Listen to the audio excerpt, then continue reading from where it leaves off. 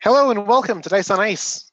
This is session 5 of A Free Man's Will, and we'll be hopping right back into the game that happened so many times before and will continue to happen until the poor unfortunate fates of these 5 individuals.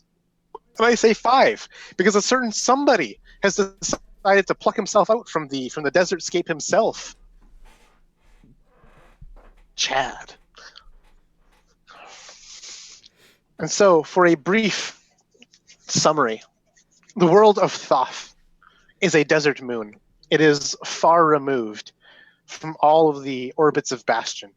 It is a place where the ravages of time and industry have turned a once lush planet into nothing more than barren emptiness.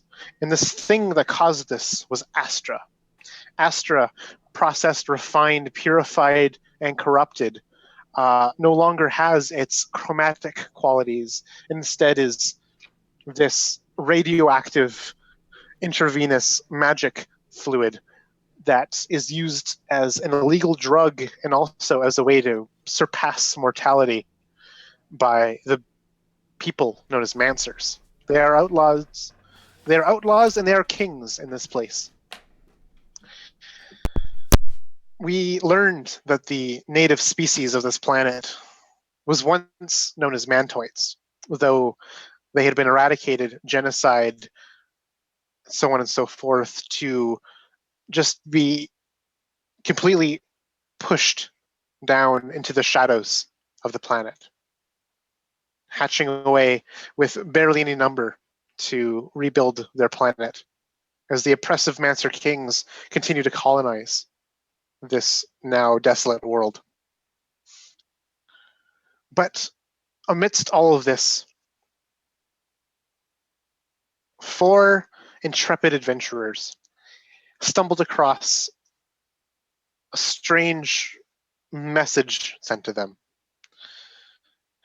A message that asked them to meet with a certain somebody. Somebody named Ronan, a man whom they all know, whom helped them in whatever, in some way that shaped their life and allowed them to continue to live in a hostile world. But Ronan was not there at the meeting place. Instead, an empty, abandoned, derelict void ship, something that the surface of this moon had never seen for ages. And in this derelict void ship, now sunken in the sand, they found his former residence, Ronan. And in this former residence, there was this strange obsidian black puzzle cube that pulsates with a kind of a hum of a strange green energy, but otherwise seems inert. It came with with an audio log of his last request before he succumbs.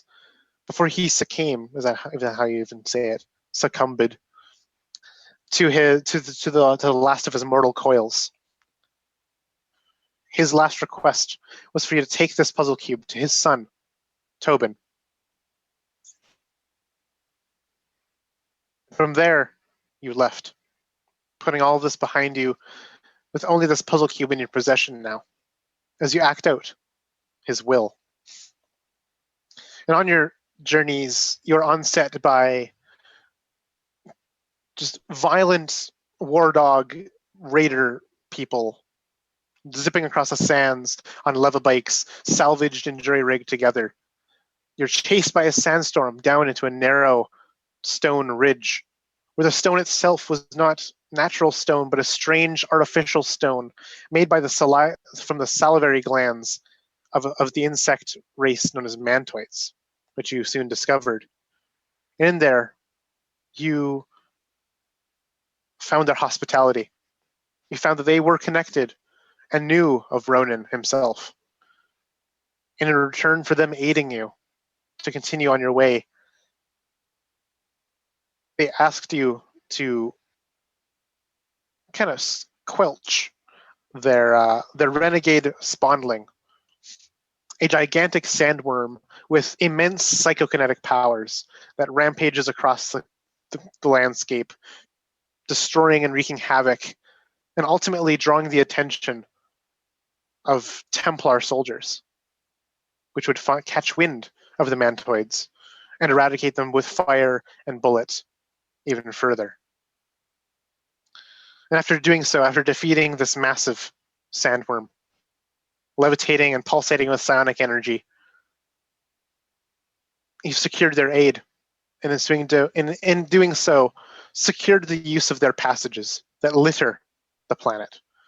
From top to bottom, pole to pole, a huge labyrinth of tunnels. And using these tunnels, you were led to a rebel encampment called simply Ronin's Overlook. In this place, you had your first chance of respite, of civilization, pawning off wares you'd scavenged, buying doses of Astra on this black market. But all of that was for naught, as the whole place came under siege. From ballistics to just heavily armed super soldiers, pounding and marching through the narrow streets of Ronin's Overlook, if you can even call them streets. And in the chaos, you four were able to flee down to the hangar bay, finding the dismembered portion of the baromech that you had met earlier. A baromech whose name is Dendrius, who no longer has his legs, barely has enough power to keep active his subliminal systems. But out of mercy or insanity, you took him with you and fled deeper down, darker, deeper depths, where you joined in again to the vast network of tunnels going beneath the earth, heading towards the heart of the city-state of Malak, the place where you learned is to be.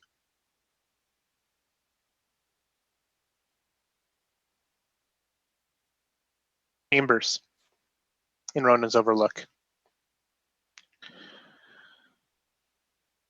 But then we're going to switch perspectives just for a moment. We're going to switch perspectives to Rost. You're in one of these dark places, a dark tunnel beneath the earth. Your last few days, your last few weeks have been literal hell. But you have lived with untold amount of scars to show for it. You see in front of you the small flickering light of a dying fire, the only thing keeping you warm in this sub-zero world. You may feel claustrophobic, for the walls around you are small and narrow. The ceiling itself stretches maybe 6 feet off the ground. You cannot see the sky. You cannot see what is ahead nor behind. What are you thinking as you stare into this small firelight?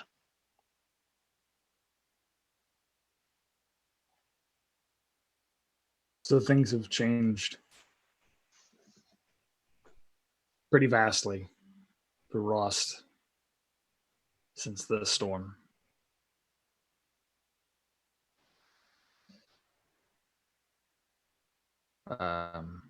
Rost is sort of staring at the fire, and he is picking. He's picking at his face, and you can see that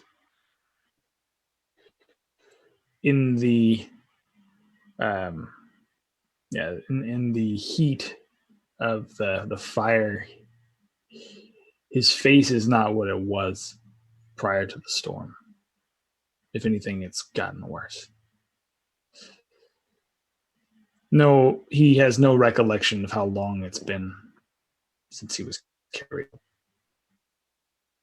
Time seems irrelevant to him. He's just surviving at this point.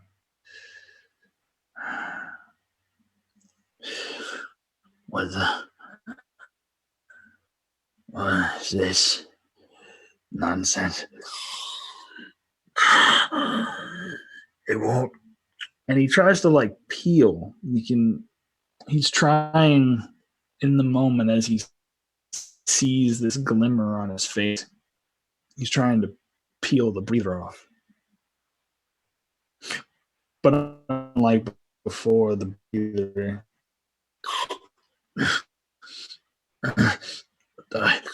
What the hell is this? Is he feels down his neck.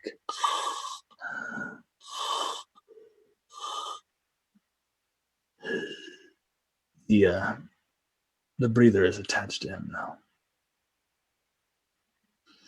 He is forced through no will of his own to take on a graft that he was not expecting.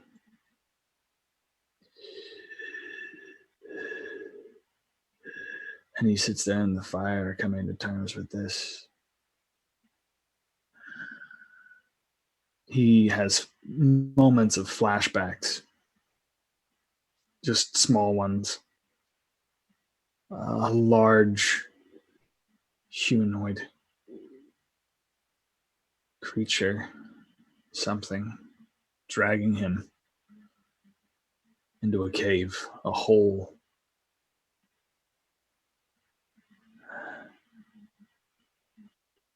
Feeling his body being ripped apart back and forth.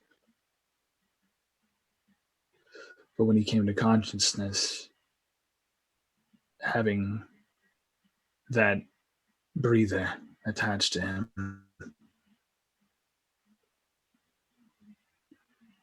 that's all he knows now. And so, yeah, I think in this catacomb, I would be sitting in by the fire, just kind of contemplating my new existence, or the fact that I even have it. And as you stare into the abyss, both literally and figuratively, we switch perspectives once again. Finn, the grip of the metallic hand of Dendrius the Baromech tightens on whatever band or shoulder, perhaps, you're carrying him with. As you look to see, he is still, they are still unconscious, powered down. Only slight servo motions are activated here. The cave that you're in is long and dark. The tunnels themselves are a labyrinth. You would have the sense that you're lost. Except for there's only one way you've ever gone so far. There's only one way behind you. So you have to keep moving. You're with the three others in your group. Has he heard any sounds coming from behind, like sounds of possible Templars following them, or? There have been no sounds of any kind of pursuers. In fact, it is so eerily quiet in this place that you can hear your own breathing, your own heartbeat, and the breathing and heartbeats of all of your companions, or whatever organ sounds a mantoid makes.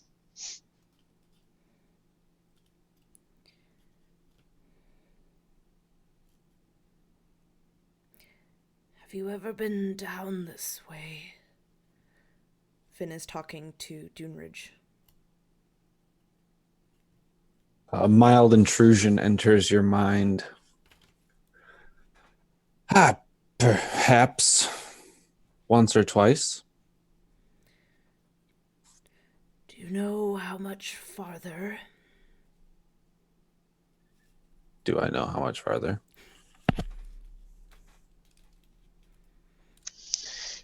You know that the distance between Ronan's Overlook and the city-state of Malak is roughly 5 or so miles. though it'll depend on where exactly you want to surface inside. It's an expansive city. And so you've perhaps walked a mile or so underground now. So leaves 4 at least remaining. It's still a bit of a walk, but if we endure. I'm not sure if Dendrius has much longer. Put him down.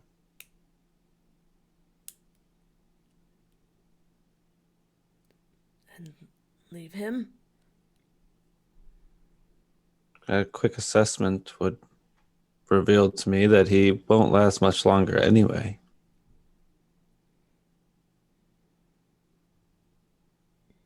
No. This, Dendrius, just to triple check, Dendrius is like a machine, right? Like he's a... Yes, he is entirely an artificial being, a robot. One of the baromechs that had rebelled, according to lore, a few decades ago, though their existence is now kept under tight wraps. Finn would turn to Node. You're good with machines, right? I can only heal the flesh. Well, there's a certain kind of machine that I'm good with, but I'm not sure about him yet, whatever you want to call it. And as we're walking, I can almost imagine Finn just saddles up beside you, carrying Dendrius, and he's just going to take him and just kind of push him into you. Well, try.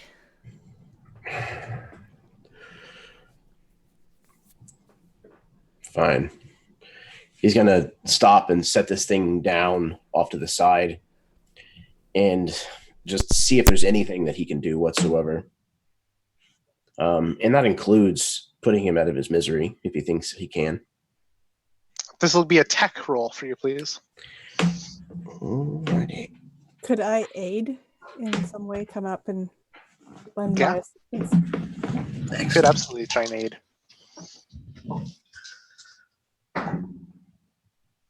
That's a 13 total.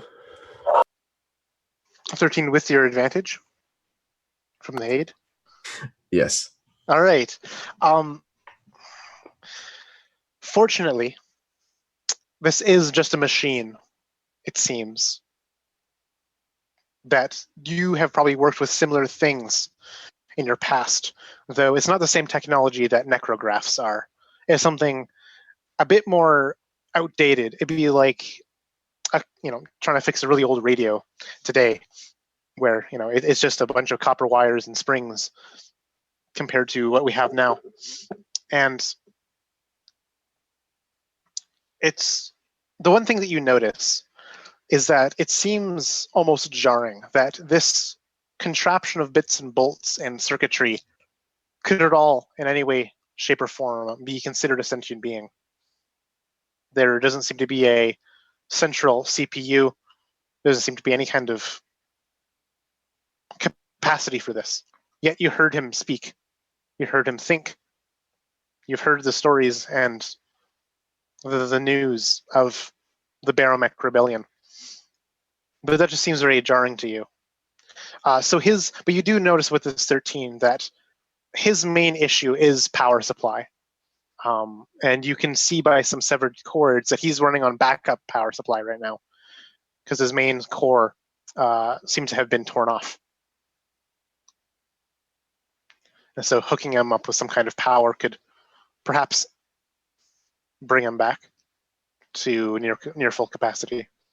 And is this the kind of thing that would run off of Astra, or is it electrical in nature, or both? It would not run off of Astra.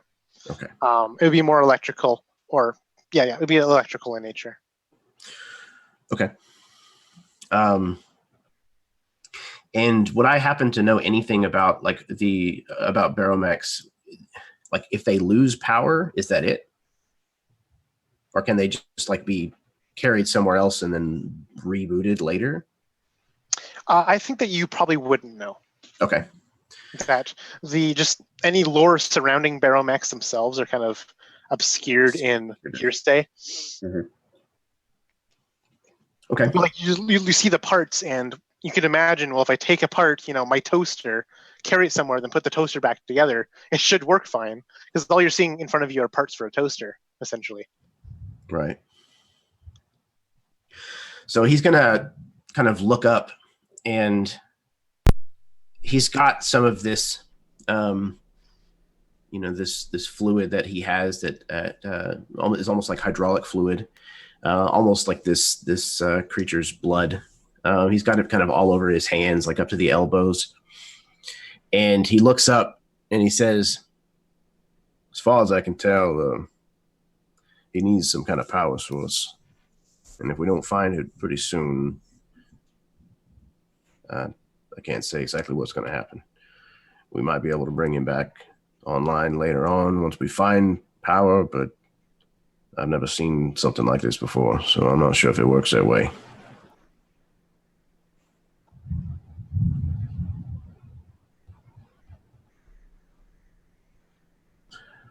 Is he conscious? You have no real way to tell, I guess, whether he's responding. Like he's not conscious in the same way that person is, or an organic being is conscious. So whether his twitches and servo activations are, conscious acts, or just troubleshooting on a lower part of his brainstem, is also not understood. But at the very least, he's non-responsive. Yeah. Okay. Yeah. Then yeah, I'm having this conversation in front of him without any hesitation.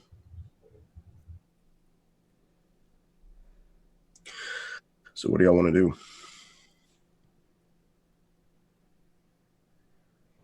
We should take him. Hope for the best.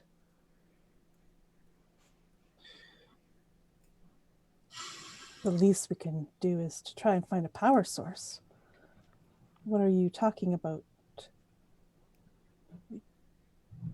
What are we looking for? It's an older model. It's going to be something it's going to have to be something that's salvaged from something old, if we can even find one. I haven't seen any tech down here in these tunnels. So if we've got, how many did he say, 4 more miles? I mean, that's a hell of a carting around a big old hunk of metal.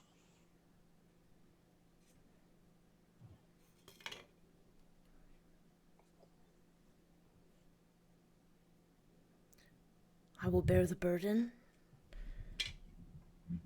There will be a power source in Malik. If we can get him there, can you hook him up or whatever? Yeah, I mean, we can get him there and I can find a power source that'll work. I think I might be able to do something for him. If it's not too late.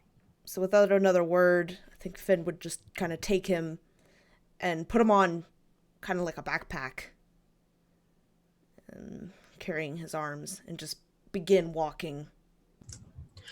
I think Node looks at Finn kind of seriously for a second. You fall behind. You get left behind. Finn doesn't even look back or even acknowledge, other than a slight, you can almost see like a slight twitch and a blink coming from him, just ever so slightly, but he continues on walking.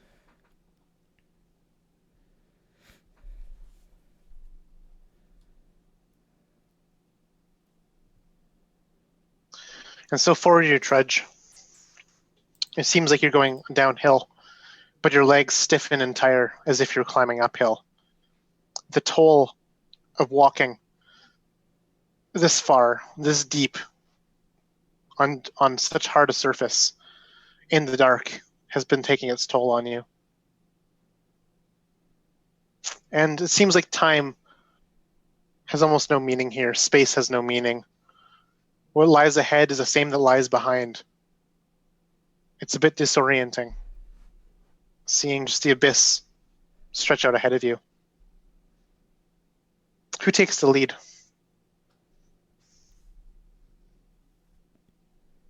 I probably would. Dune Ridge, you get a sense that the humans cannot sense. You sense an intelligence ahead of you. You sense the firing of neurons. You sense a human mind. And with this sense through your telepathy, you're able to then spot it out using your antennae and feelers and pheromone sensing.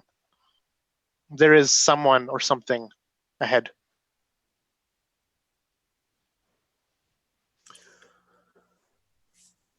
I would send everyone kind of just that, not like a sharp response, but just like a stop moving, because instincts are telling you that there's something bad here, to communicate that there's something ahead, and then speak human ahead in the tunnels.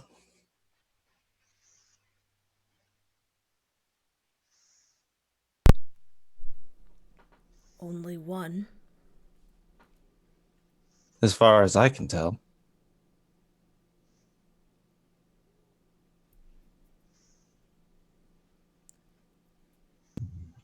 Can you tell any more?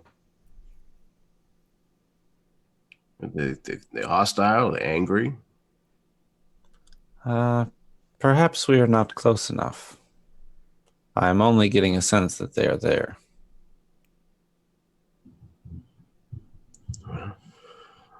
He kind of unshoulders his carbine and cycles the chamber. I suppose we ought to find out. Perhaps we move slightly ahead of Finn to gauge the intent. Yeah, I imagine those of us who are lighter on our feet might not call as much attention to ourselves. Exactly. I'll go with you. We'll try and stealth up the tunnel in the dark. Yeah, I think this is very, very easy for you to do so between your literal mantoid camouflage and light paw ability. You can give me that stealth roll just to show off how high it is. It's stupid eye. Do you want us both to roll? Yeah, you can roll as well, Node, if you're joining him. Yes, that is the intention. Yep. Cool.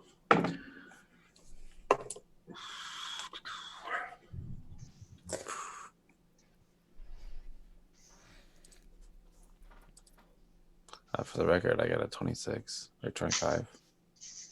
Nice. Okay, it's just okay. The hunter's instinct thing is only it only changes the fact that I can stealth at pace, so that'll probably help me keep up with him. But I got a 14 total. So you are less used to this kind of terrain, Node. You're used to sand or street, but not to some strange silken saliva tunnel. Dune Ridge, this is your home. This is what you live in every single moment of your existence. You know how to place your feet in exactly the right way to have counteracting echoes to nullify the sound waves of your steps.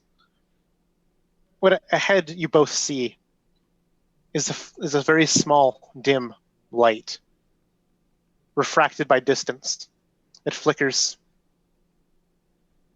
It is a warm light and dull.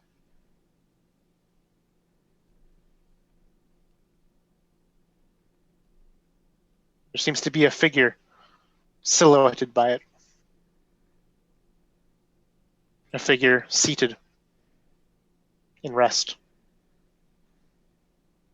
Am I picking up any thoughts from them? That is a good question. What can you pick up from your telepathy? That's a good question. That's a good question. 'Cause I statted out what a mantoid can do, and I forgot what a mantoid could do. Hold on. Telepathy.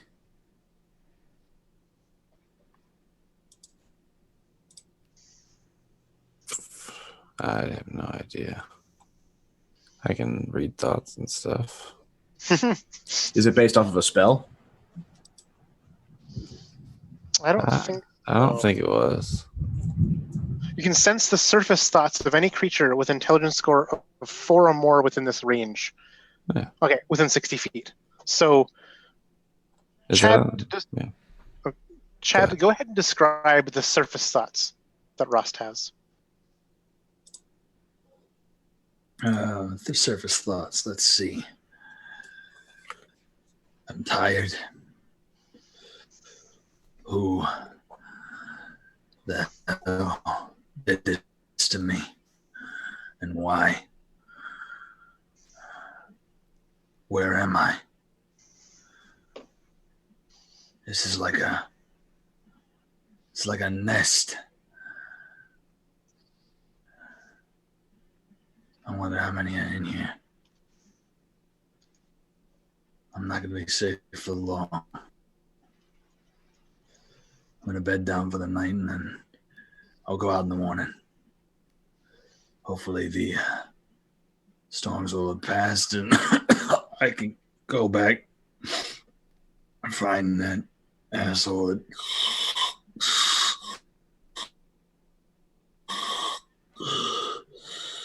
did this to me.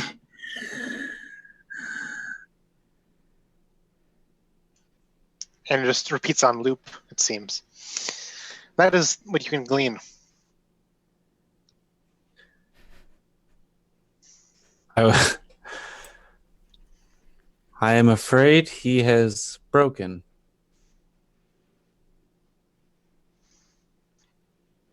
He's spoken. Broken. He's broken. Aren't we all? No.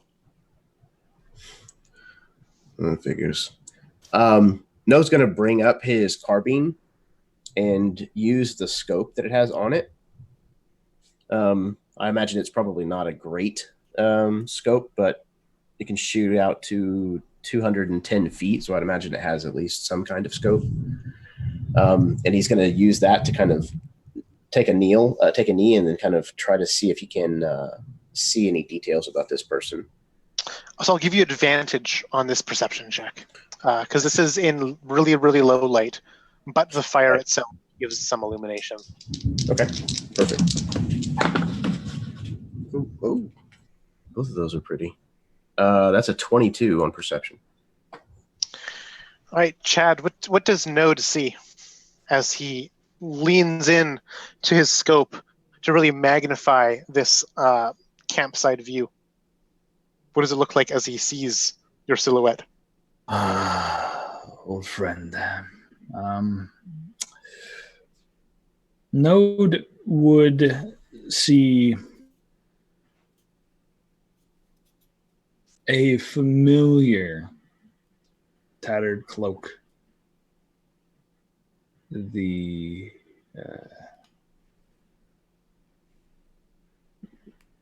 arc of a bow along the back, and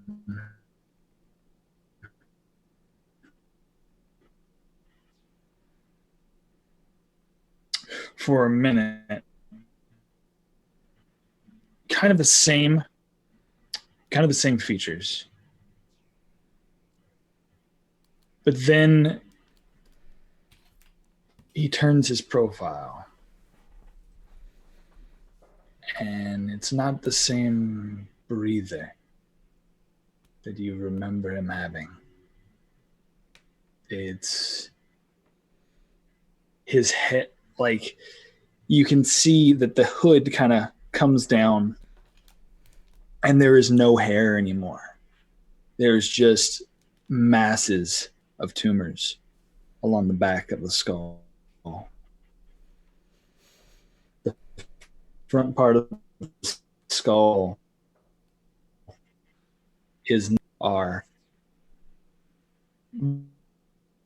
look like they're almost cataracts out, just complete white.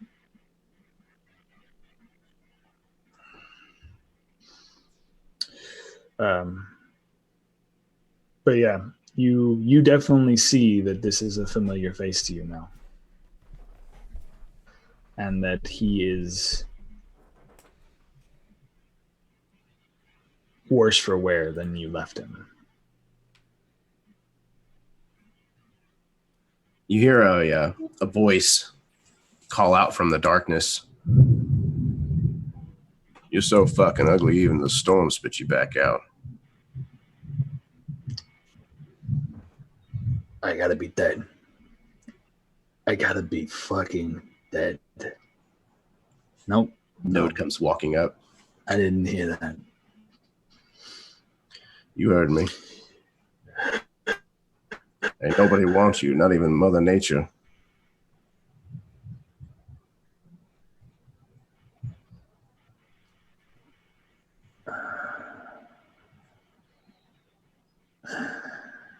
Why is it that you and I always cross paths? Bad pennies.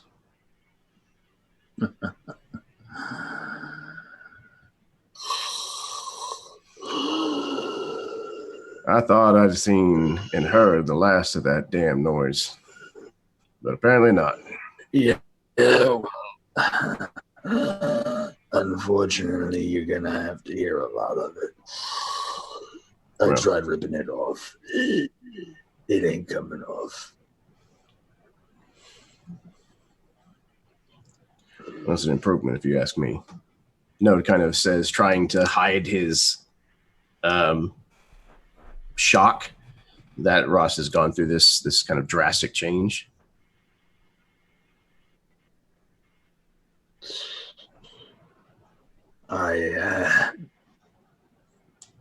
I didn't want this.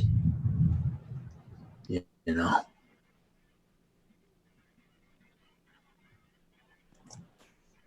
You'd rather have died? I was ready for it. That storm picked me up, carried me away. I thought for a hot minute that I would be dead. You know, see my girl again. So I was hoping for. Well, you ain't in heaven, because I sure as hell wouldn't be waiting for you. But if you're keen on dying, there may be another opportunity.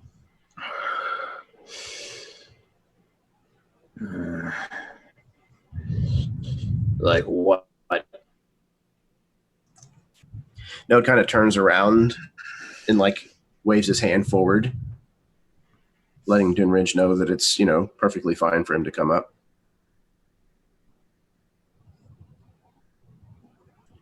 I'm actually on like the cave wall upside down, camouflaged, like immediately above you. And like flip over and land next to you. Immediately, like Ross would grab from his back the bow, flip it out, and just... Who the fuck are you? Node puts his hand out and like puts it on Ross's bow and like kind of pushes it down. He's with me. You're friends with a cockroach, Node? I suppose we are in the same family. And this would have been a sound inside your head. Listen here, bug man. You get out of my fucking brain, you understand? I got no control. I'm not inside your brain. I'm merely speaking to you through communications that my people have used for generations. I don't like this, Owen. I don't like this. It's unsettling at first, but you get used to it. He's your friend? Friend's a strong term. We ain't there yet. You used to call me a cockroach. I get that. But this is taking our friendship a little too fucking seriously. They're helping us. We're putting a raid in on Malik. We're going after Tobin. Uh-huh. So you still want to die? And he kind of, at that point, will flip the bow back on his back, kind of grab onto his quarterstaff, which you can see has been a little bit more retrofitted with some mods actually on it, where he wouldn't have usually done it. He's now turned into needing it for necessity of survival.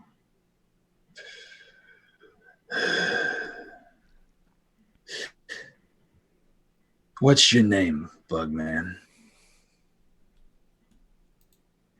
The cold side of a sand dune would appear in your mind.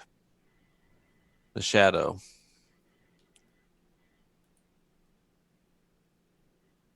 You can call me Dune Ridge.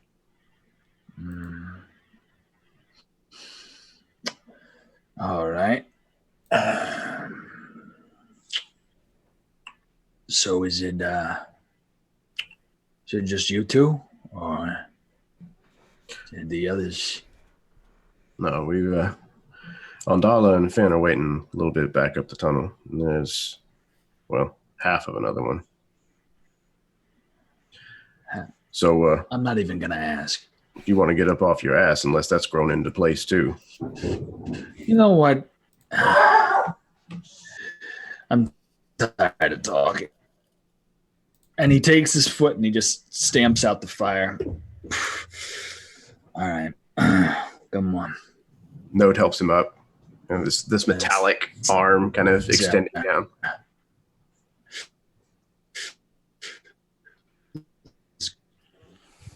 Let's go see the old. That's okay. I'm fine. You don't have to. Did I freeze? Yeah. You ended up making a lot of sounds that may or may not have been slightly orgasmic. Yeah, I could see that. It was a little awkward for some of us. You're welcome. For some reason, I'm frozen on there, but I'm just going to keep going. Fine.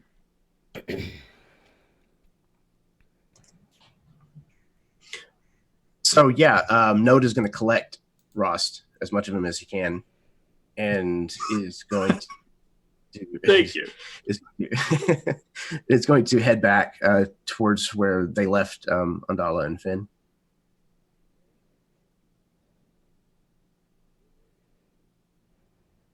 And you do so.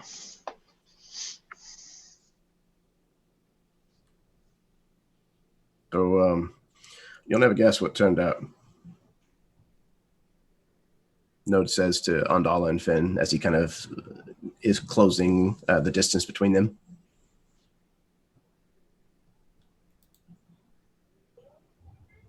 What is it, Node? He kind of gestures to Rost.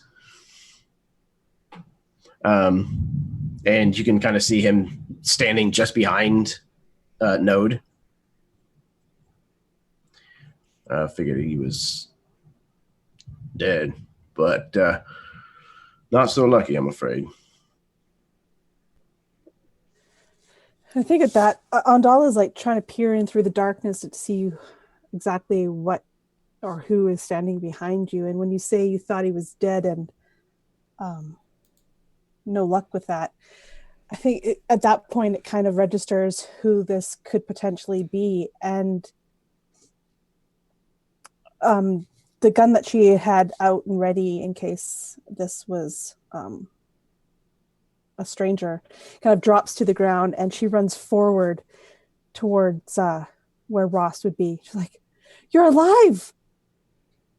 And as she gets closer, she would notice the thing that's on your face, and it would stop her in her tracks because she knows what you're like with all this necrotech. And she would try to hide almost the not horror, but the look on her face, like, you would never do this. And so she would look at you trying to gauge what you're thinking and how you're feeling. You're alive. How? Quite honestly, I don't know. I landed after the storm. Nearly died. I had to kill a few raiders to survive here and there. But afterwards, I blacked out from the pain. Now, most anything that I remember is just flashes. I know that somebody, something, saved me. But I didn't ask to be saved. I'm just here now.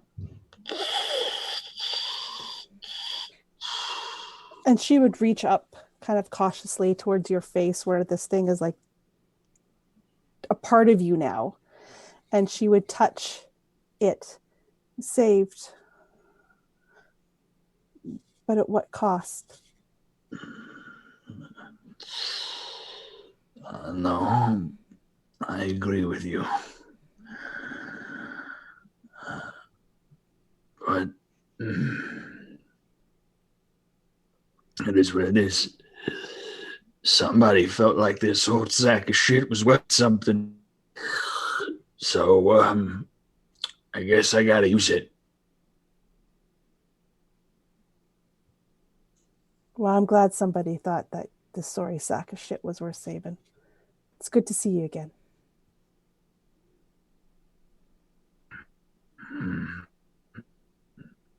You took $1.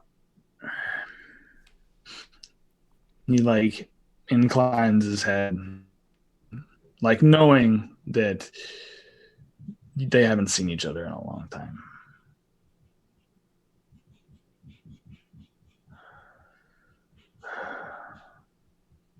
Fed, you still weird as ever.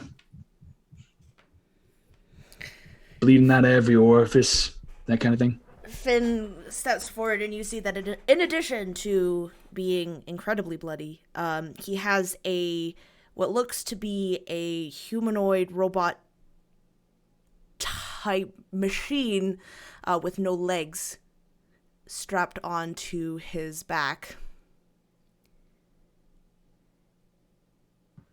Mm-hmm. Oh, am I robot-y? Everybody's picking up friends now. First Node, you with the bug, and now Finn with this.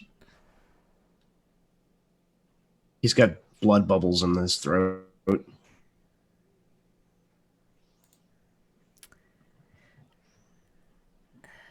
Sorry, I'm just trying to fix it. Can you try killing your mic and then turning it back on? That doesn't do it? No, that doesn't work. I use another program to fix it, but it uses up a lot of... Sorry, 1 second. So Node looks at Ross, and he's all super sullen and upset that he's still alive. He's going to look at him and say, I know a guy who can fix some of these problems for you. Get rid of this organic garbage you've got going on. I like my organic garbage. Well, it doesn't like you.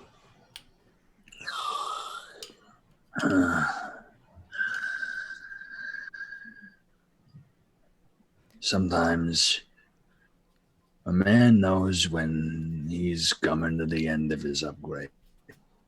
What I mean, I think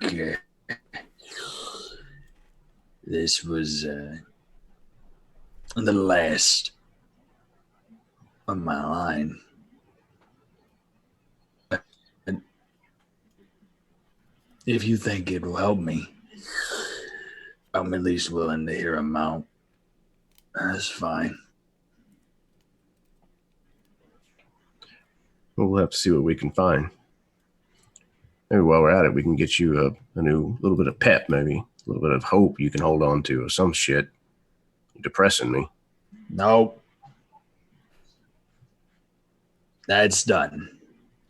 Whatever hope I had, it's gone. Joy as always, Rost. It is good to see that you did not... You're welcome. I'm glad I can help. It is good to see that you did not die when you fell off the bike. By the way, that bike is... I ran it into a wall. And he just smiles, like blood just gushes out of his mouth.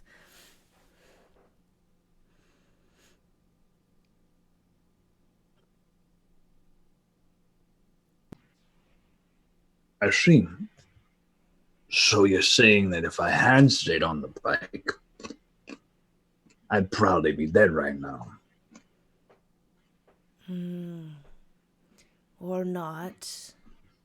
Because you entrusted me to ride that machine. Which I'm not too good at. So, you might have still had a bike if you had not fallen off. But those are just details. We need to get going. We have... And he kind of like jingles the little backpack man. You were the most awkward person I've ever met in my whole life. You understand that, right? I've been told worse. Like, I've met some weird people. No, this person. But you are absolutely batshit. Like I said, I've been told worse.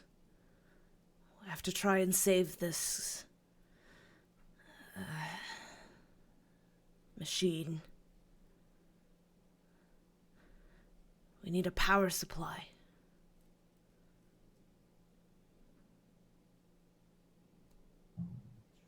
Do you happen to have any, Rust?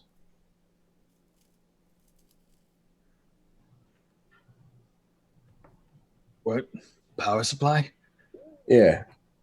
You have any? I could look. And I can scavenge through the things that I've scavenged through, but I highly doubt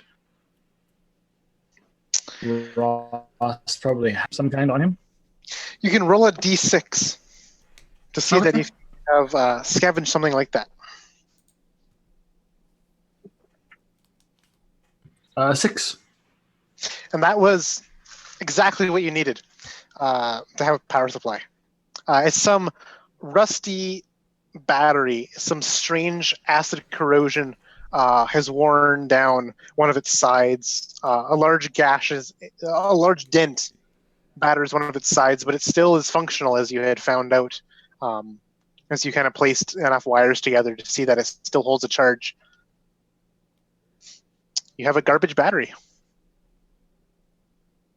You see him grab from his like just tattered, torn, moldy leather satchel, and he pulls out this like acid corrosion battery. It's not the best work, but I did what I could with what I had. So Does it still got juice in it? I mean, I tested it once. Well, you mind It it going? works enough. Do you mind it going to a good cause? I don't know for how long, no. He kind of cocks an eyebrow at you, Node, because nothing you ever do is a good cause. Sure. Why not? I'm alive. I'm in a giving mood today. Why not? I mean, like, just flicks it forward. Node will reach out his hand and catch it, and then look to Finn and hold it up. Finn is just gonna turn around so that the robot is facing you. And yeah, he'll see if there's a way to hook this battery up. And there certainly is. You can see some loose wires that feed to its main power supply, or the backup, and you're able to fix these to it. And as you do so, we're going to go ahead and take a break. Gasp. Oh. So you can go find your days, find your bathrooms. We'll catch you soon. Shock and awe.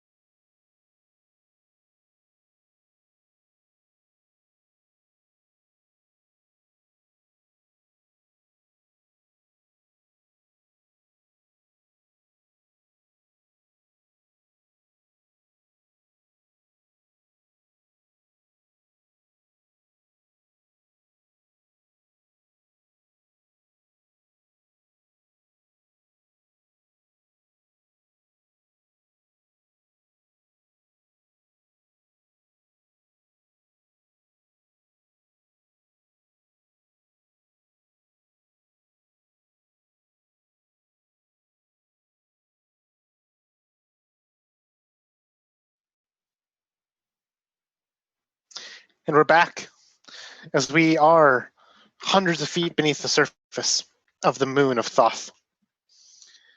As a reunion happens between unwitting survivors. The darkness beckons. But in this darkness, there's a flash of light. Light from sparks. As you affix this junk battery to the loose ends of this Baromech's rent torso. And as you complete the circuit, you're able to get it all online. And you've done this because one of the Baromech's eyes begins to flutter open. The sounds of servos hum. The other eye, however, remains closed. It glows a soft blue. And you can see the iris, almost like a camera lens, focusing in, focusing out. Looks to you.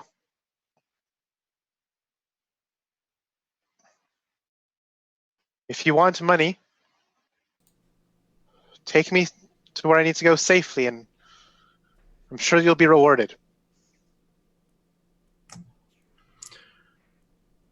Well, who says good deeds don't pay? He kind of looks at Finn. Finn kind of like gives him a kind of a dirty look. We're not here to hurt you. There was an attack, and we found you, well, half of you.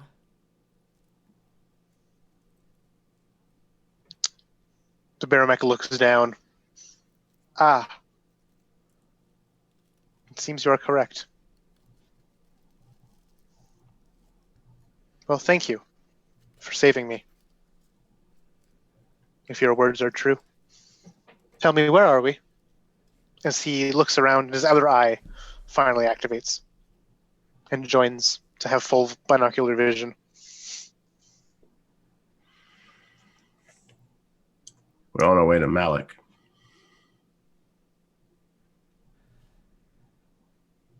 We're probably 3.5 miles or so.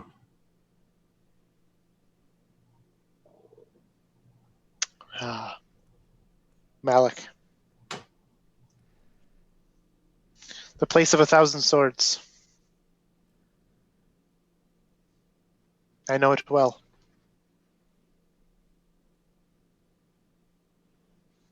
My family, as you might know, is not in Malik. I would very much like to return to my family.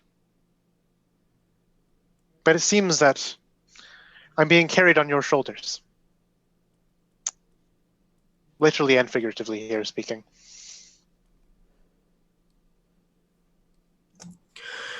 Well, if you're talking about the family as in the people that were back in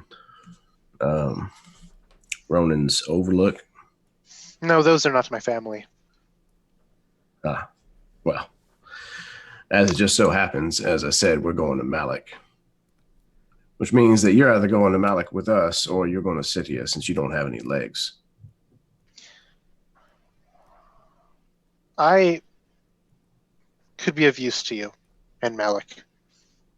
There are things that, and his servos whir and part of his eye kind of unfolds in a weird like matrix of things and machinery kind of happens. I can do things that can help you get to wherever you need to go. All I ask is, in return, to take me back to my family. You'll be rewarded for this. Where is your family?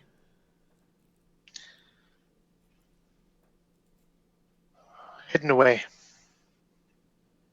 We've secured a bunker. Former Templar. In the Great War of the Baromechs. We've repurposed it as our own bastion of solitude. That is where all Baromechs are. Now that you know this, you are a threat to all Baromechs that exist, including me, including all of my family. Consider this a token of trust.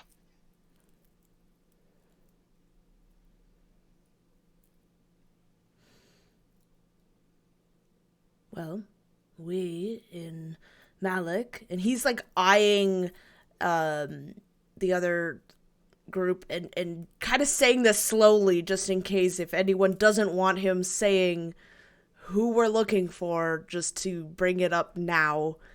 But he would say, unless anyone stops him, they're looking for Ronan's son. Did we give... It wasn't the Baromech that we gave the cube to, right? It was the Freeman, the Fremen. You gave Freeman? it to the man who ended up being Ronan's brother, Right. which was the blue-eyed, strange, studded, piercing man who was part of one of the Freemen tribes. Right. So, we have a certain cube to give him.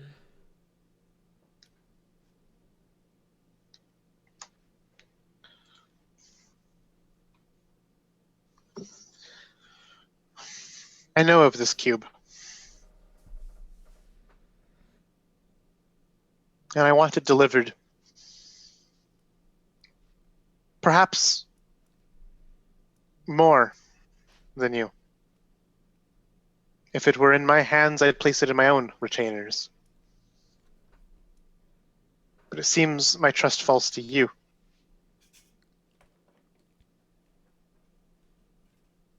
Help I hope you'll see us. through. Help us. And then she looks at Node and then looks back. I will help. For one, will help you get back to your family. Thank you. And he nods specifically to you, Andala. Yeah, you prove yourself useful. I'll think about it.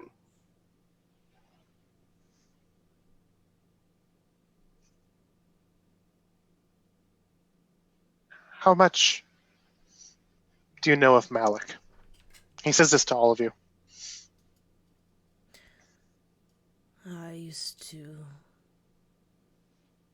work there, if you could call it work.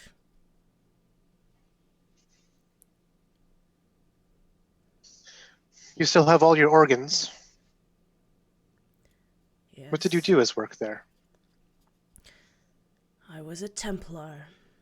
She hunted people like me.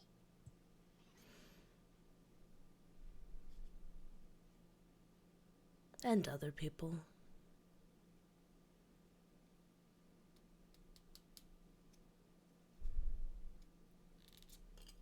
And you? And this Baromech turns to you, Node.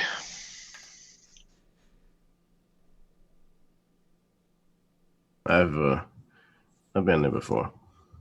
It's been a while.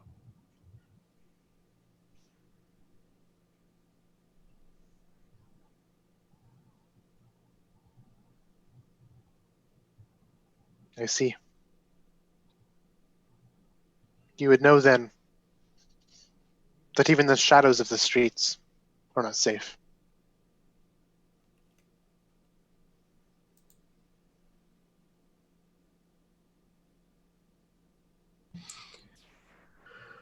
Well, you worry about being our guide and showing us where we need to go to get in touch with Tobin and drop this damn cube off, get our pay, and I'll worry about what goes bump in the night. You know where Tobin is, yes?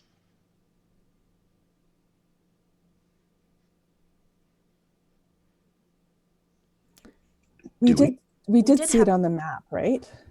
Like we had the coordinates, didn't we? We had that like Yeah. system that he used, that his brother used, right? To there was like a computer or something, wasn't there? So you went into this chamber in Ronan's Overlook, And essentially, Tobin had gone dark for a fair long time. You know of his last whereabouts, and you know of his usual places. But it has been, I believe I said something like 7 or 8 months since any kind of contact with Tobin and the Overlook itself, Okay. which is not outside the realm of possibility for a shadow agent, but is still a bit distressing for those on the shadowed side.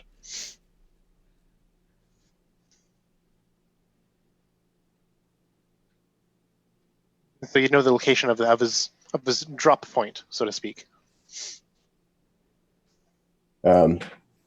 So when the Baromech asks that question, Node kind of looks at the other two, more or less.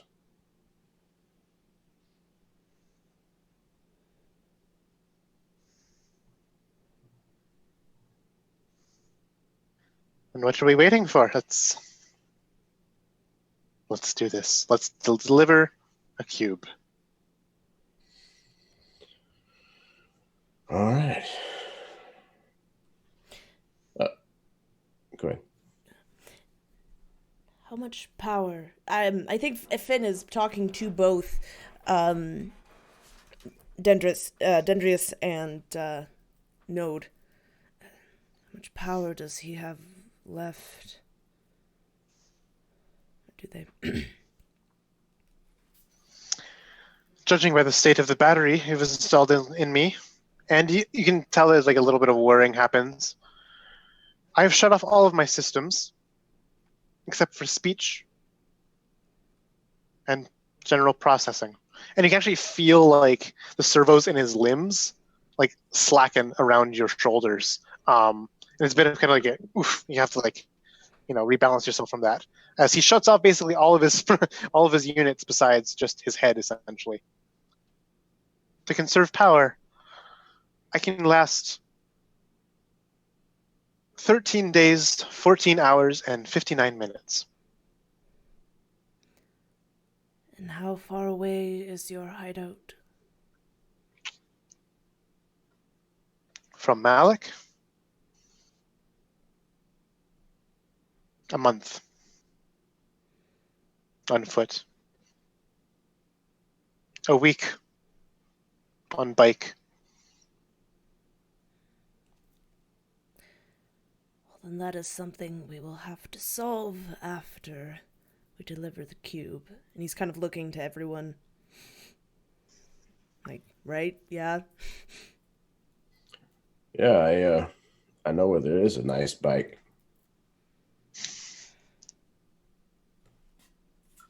He kind of looks back at Finn. Gondala. He speaks of his own bike.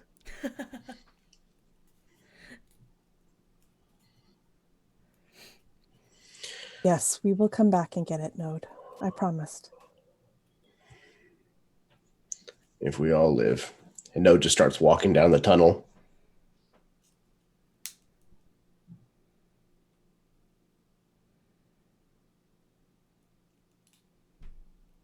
And so, as you go down the tunnel, it begins to incline, or decline, you can't tell anymore. But it keeps going longer and longer, deeper and deeper, farther and farther. These strange tunnels. They begin to bend and curve. As the mantoids weren't quite too keen on having too straight of tunnels, as they factored in many factors, such as the topography of the planet itself when crafting these things. Though this detail perhaps is a bit lost on you, as you might not care about the machinations of a strange insect alien species.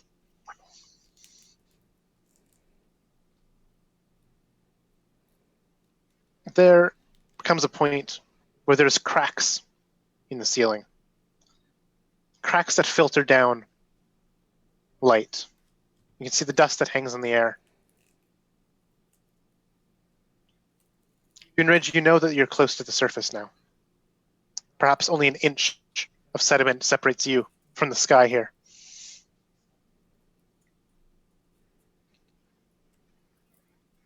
How far are we from the city? Are we in the city or? You're on the outskirts of the city, beyond its great brass walls. Perhaps only by a quarter mile or so. We have arrived in Malik. It shouldn't be much farther now. Should we like to enter the city? Well, damn. I mean, we came all this way. Do you hear that?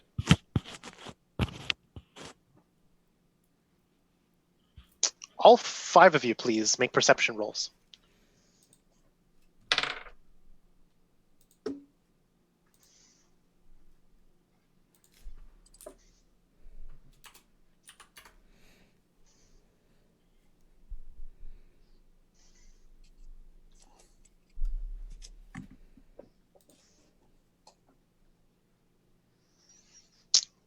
Everyone would notice this, as when Dendrius makes a comment, do you hear that?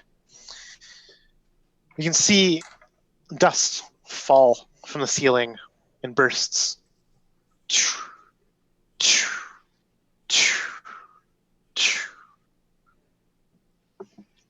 But a stride's length apart. Seems like footsteps.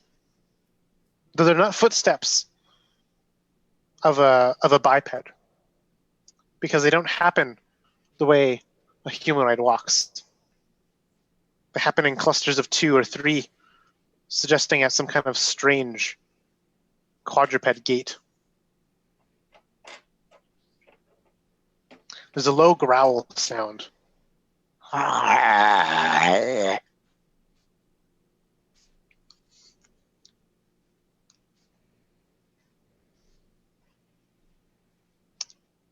Sediment breaks through, revealing the bright sky, and just a spotlight beam coming down.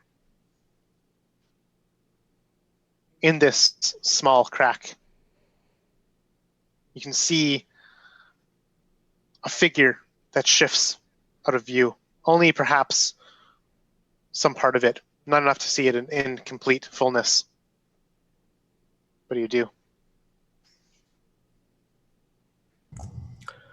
Node levels his carbine at this thing, just kind of aiming straight up and waiting. Just a quick question. Would you say that we would have been able to take a short rest during our walking? During your walking, no. But if you wish to have, let's say, retcon that that camp light talk to have lasted about an hour, you can have short rests during that time. Yeah. And sorry, is there any stipulation on the hit dice that we can spend, or?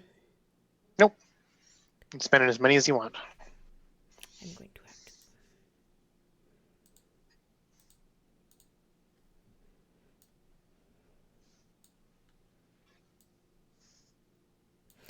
I think Finn would back away from the opening with Dendrius on his back.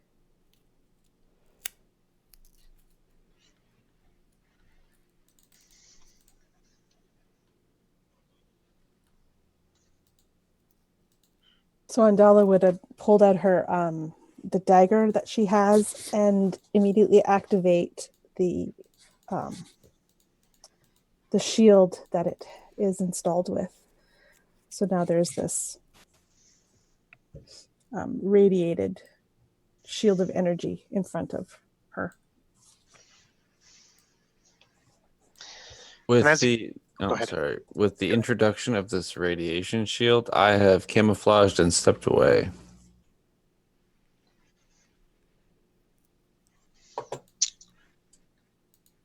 And as you do these things, the footfalls of whatever lurks above aggregate to your position. As you see the strange 3-fingered bony hand of something reach down to that small hole and break away more earth, revealing just bone-tight skin that pulsates with a strange green blood that makes its way through a network of veins. As it just like rips up more of the sections of Earth, revealing, imagine a man where its skull is twisted 180 degrees so that its jaw is above its forehead. This man has its rib cages cracked open and splayed as if they were wings. The heart is massive, and it pushes through the skin in the open, and it pumps. But instead of pumping blood, and instead of it being a blackish in color, is a dark green. And something green flows through its veins. Imagine every bone in its body twisted and malformed and shaped by strange tumors and cancers that twist its form into something that only it could walk as some strange, pained quadruped. And as it breaks away more of this earth, its twisted skull looks upon you. And it makes again as the top of its head opens up as that jaw cracks open.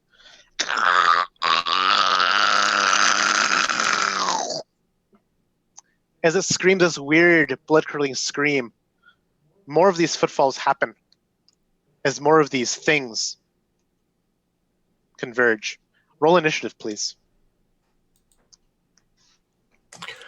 Would it have been possible to have taken my ready to action?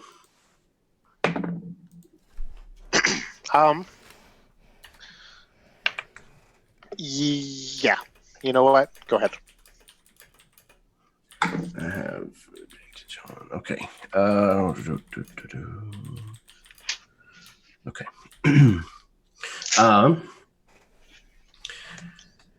So I'm assuming that this thing knew that something was here, so I wouldn't count as it being surprised. It is not surprised, no.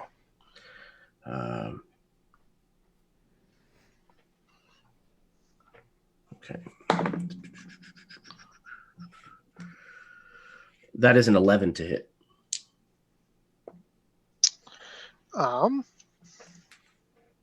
That does not actually hit. You can see the bullets perhaps dig into its flesh and bite, as bullets do. But it does not make it bleed, nor does it care, as it seems to be that these creatures are not struck in the same way that normal men and women are.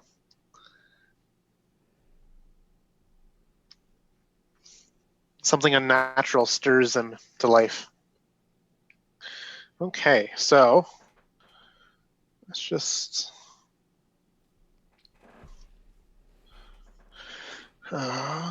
they got a 10. So that means that it goes Jeremy, Karen, Baron, and then Chad. Oh no, before Chad it would be the things. And then Megan. All right. Rust. So not Rust. Node. As you just spray bullets at this thing, making no purchase, it continues to kind of wail and scream at you some more. What do you do? Frustrating that his angle is not providing him with the right perspective on trying to shoot this thing. He's going to slightly kind of move, kind of strafe to the left, trying to get a better position, and is going to continue firing on this thing.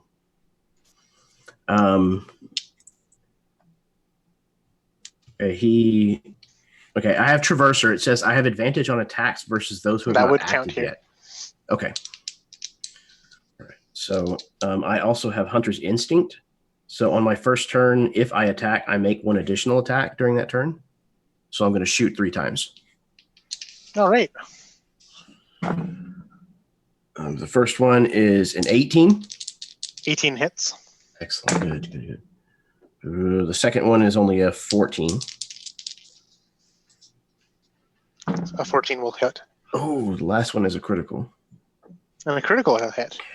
So all 3 of these hits Okay. make center mass and strike true. The first shot is 7 points of piercing. Yep. The second one is 8 points of piercing. And then how do you do criticals?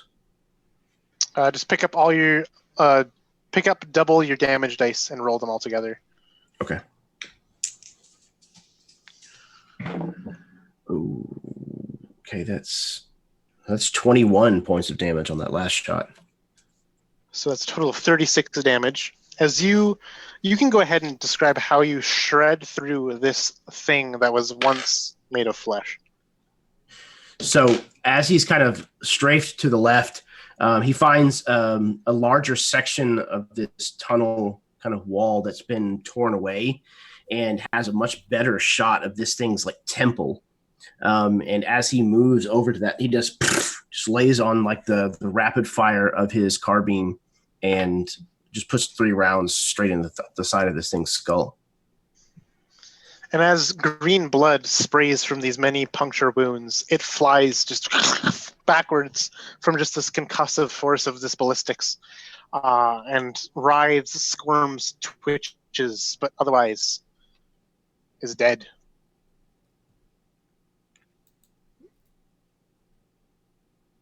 Andala, you can sense that there are more incoming.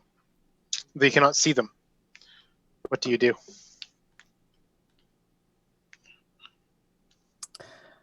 Can I ready an action? Then? You can absolutely ready an action, yeah. Okay, so as a bonus action, I am going to produce my Astro Blade and have that ready, but then I will ready an action. So as soon as I see something, I am going to loose an Astro Bolt at it. All right.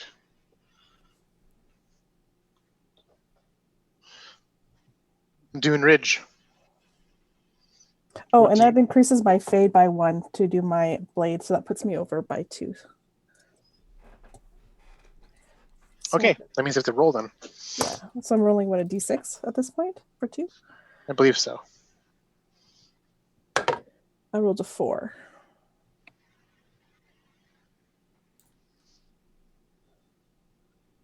Do you have the chart in front of you? I am trying to. It's on get page to it. 52. Okay, here we go. So 4.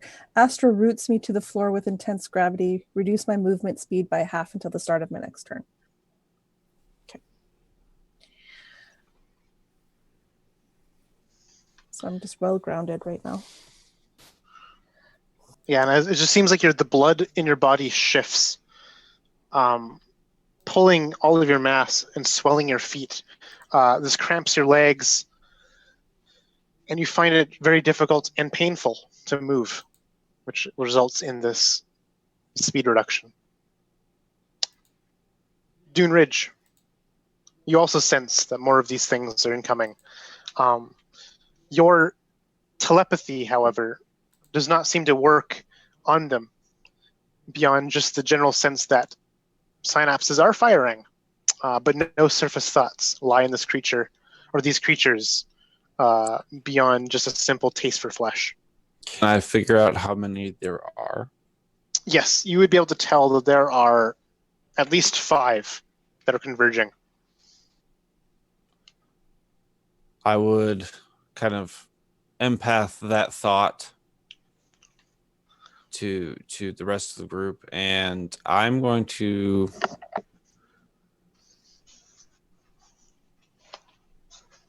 ready an action to attack if one of these comes in here, and I would like to roll to stealth or try and camouflage, maybe like holding like I did before the underside of the ceiling. All right, give me that stealth roll, please.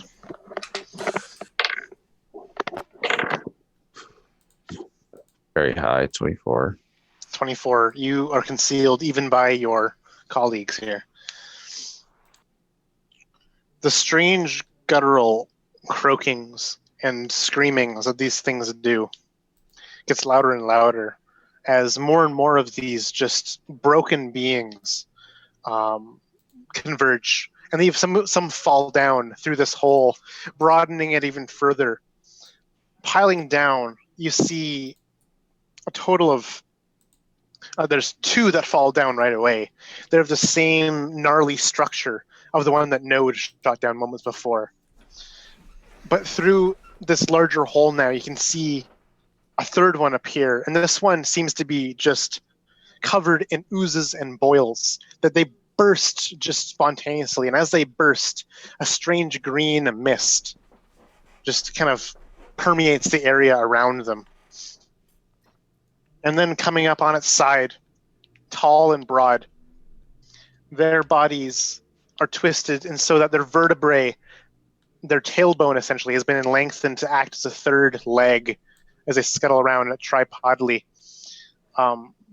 And their arms have been fused together in a strange network of flesh, their finger bones long and lengthened, and essentially a giant scythe or a spike made of sheer bone and flesh protrudes from their torso. And 2 of these appear. One hops down into the pit. And so the 3 that are now in this pit with you guys will make attacks. But this will trigger all of the 2 prepared actions between Andala and Dune Ridge.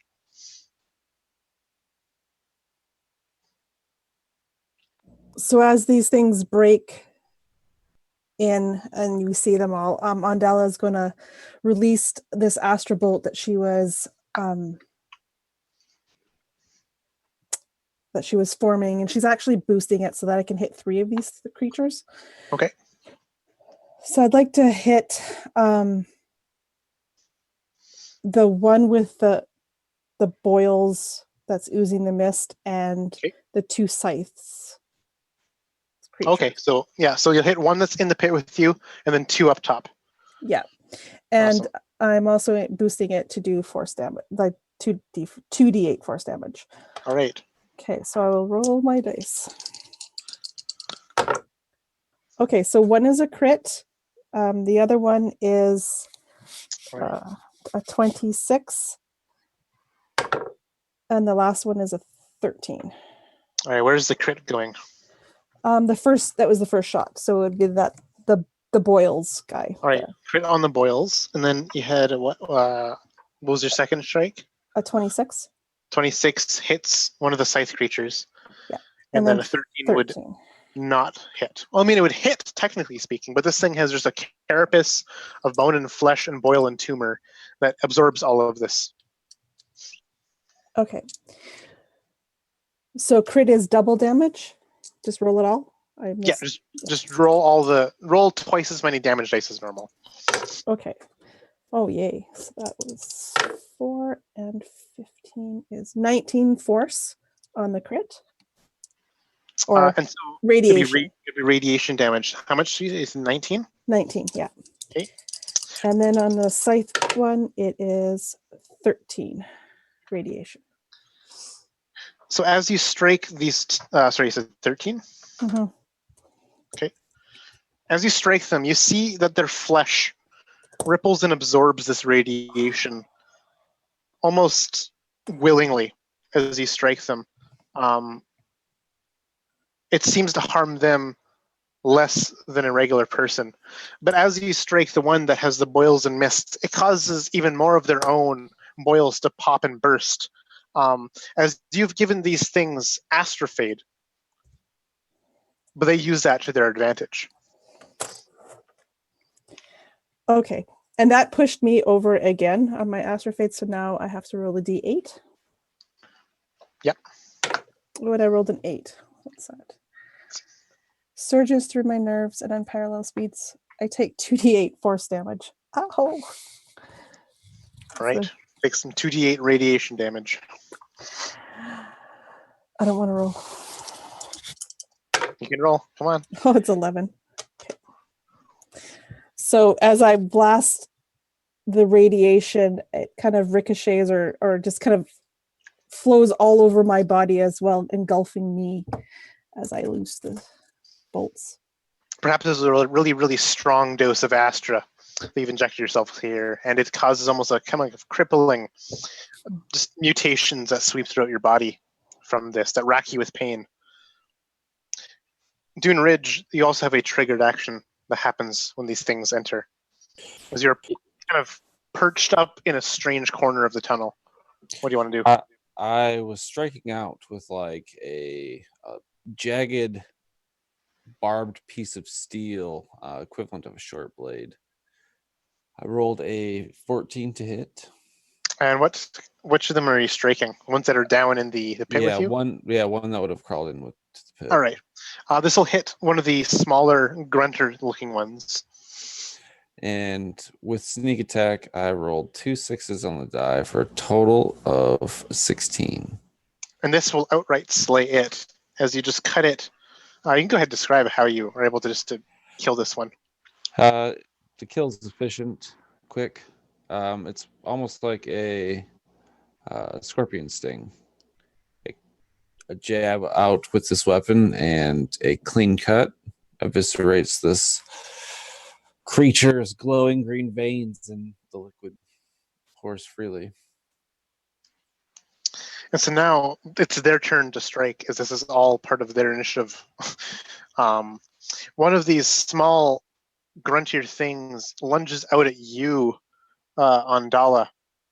And as it lunges at you, you can see strange green energy pulsating through its veins that supercharge its pounce. It takes on some more Astra Fade and gets a 17 to hit you. And 17 is currently what my AC is. So. All right, so it hits you, and it's going to deal 6 points of slashing and 3 points of radiation damage to you, as its claws themselves cause just chain reaction mutations and just radiation sickness in your wounds that fester. The one on top that blisters and boils continues to do so, and channeling the strange Astra that pulses through its veins. You Node, must make a Constitution saving throw.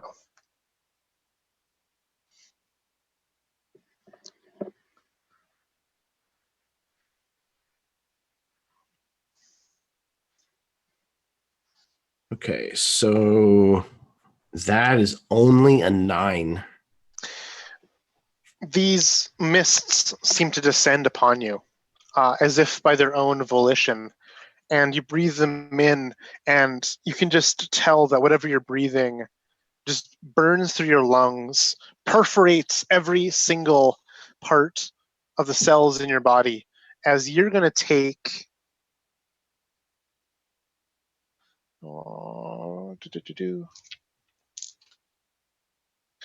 10 points of radiation damage, and your astrofate is going to go up by 1.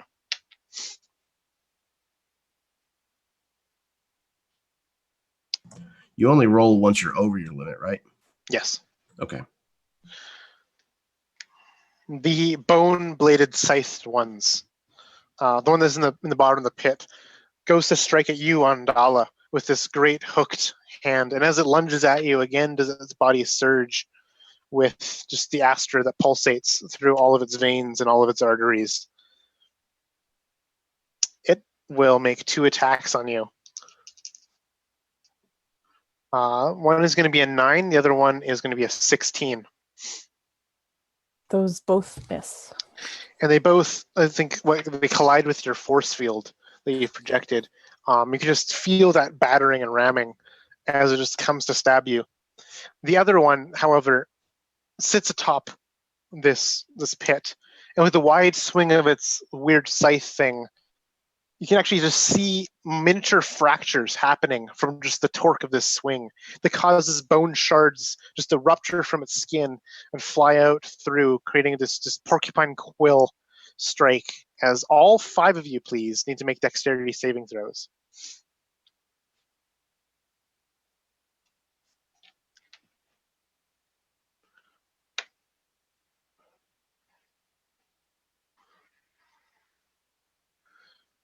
Dirty 20. All of you pass, so this means you're going to take 1 point of piercing and 3 points of radiation damage, and all of your astrofades will increase by 1. If we passed? Yes, even if you pass. Okay. So Do we roll on this? Mhm. Okay. Oh Dang. boy. My astrofade is at 10. I would just like to point that out. Mine's at 8. Whoa! What? So, Connor, I take damage. Do you Yes. want to roll that, or Bas- do you want me to? Yeah, you're going to take, so you have vulnerability, so instead of taking that 3, you'll take 6. And instead of rolling on the astro effects, you just take an additional d6 radiation damage, which is a 4, which will double to 8. Okay. So I rolled a 6 on the next table because I'm up there. And not only am I rooted to the floor and having all this Astra flowing through me, but I am also now, my reflexes are deadened, and the next attack on me will have advantage. Oh no.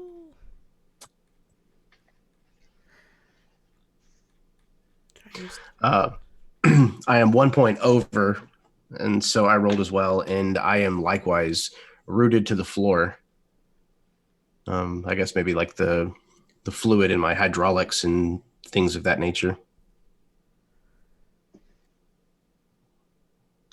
Yeah, it seems like your biometric scanners aren't reacting to your fast mutating cells, causing just the servos to not quite work properly because they're not recognizing your genetic signature for this moment. And you have to recalibrate them to have them work, which will be how that ability manifests. How about you, Finn? I got a really odd one. Okay. It says Astra consumes your form, burning your armor. Your armor gains the battered condition, but am I wearing armor? I don't think I am wearing armor. Oh no, I'm wearing a scout suit. Never mind. I'm dumb.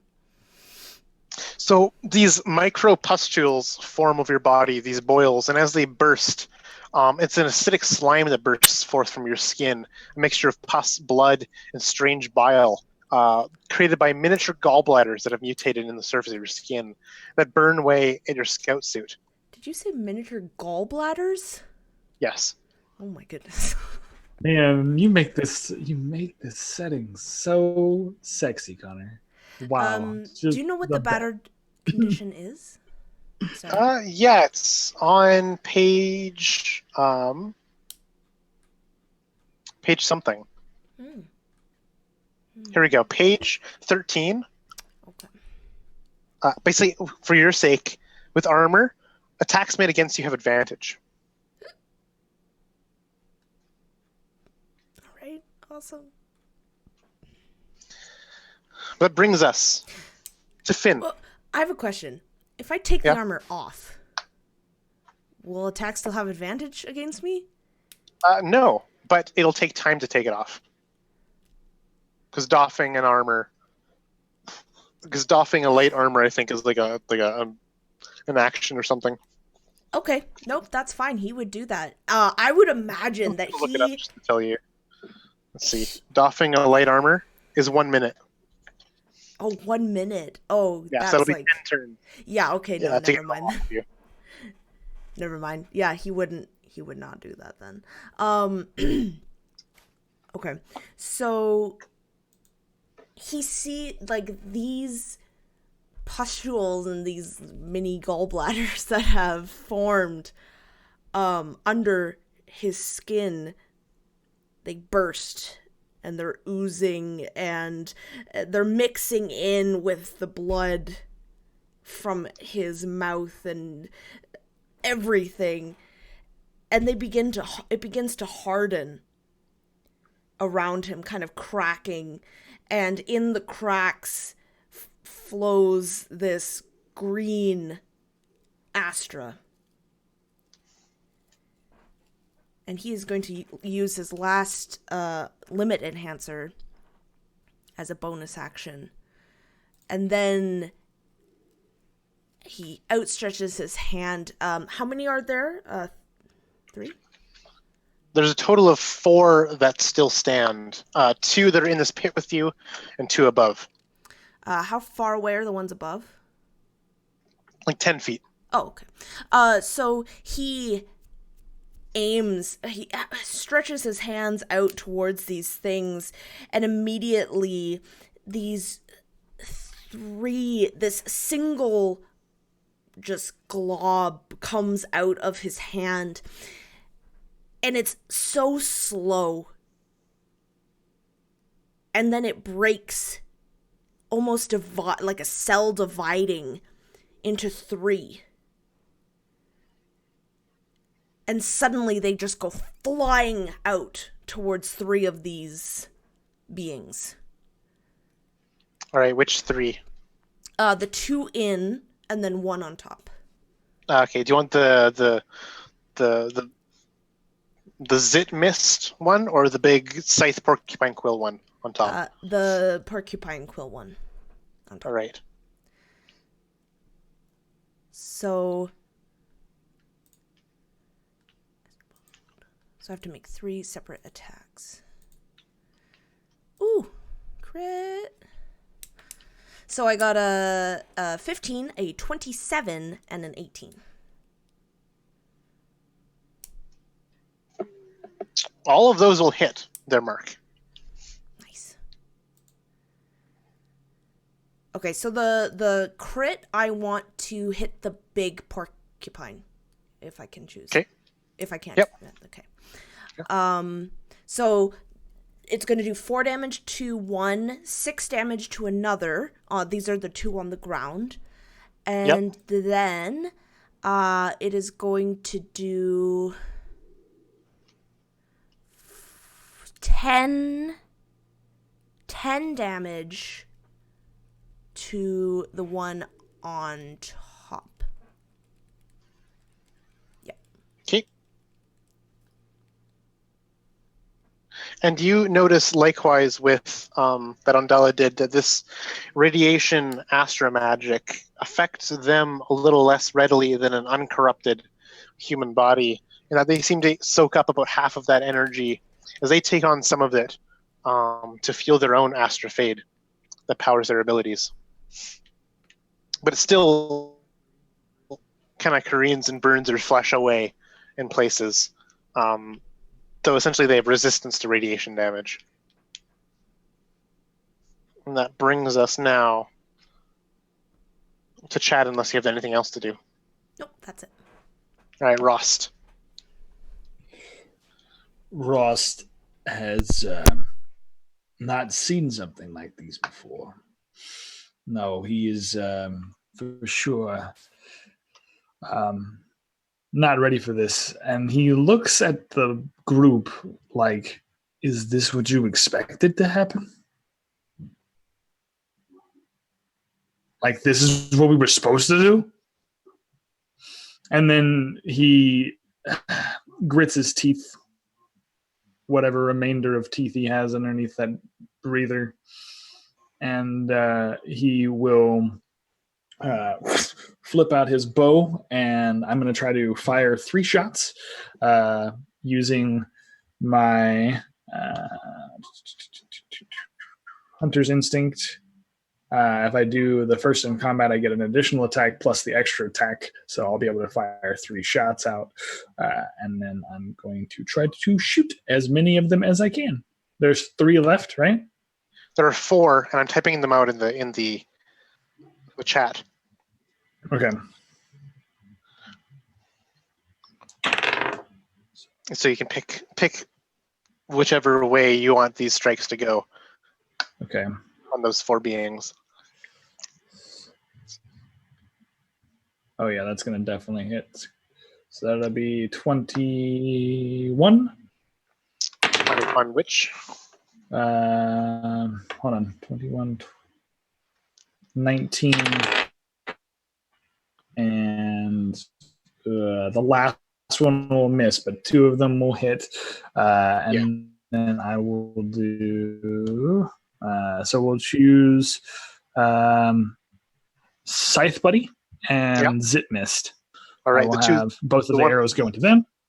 Okay. Roll for some And damage. that will be 3. That's 9. So 19 damage for both strikes. So 9 damage and then 10 damage. Okay, So roll so the 1d8 plus 1d8 plus 6. So yeah. So that's him. So 9 damage to him. And then 10 damage to the other one. All right. Do you do anything else besides attacking here?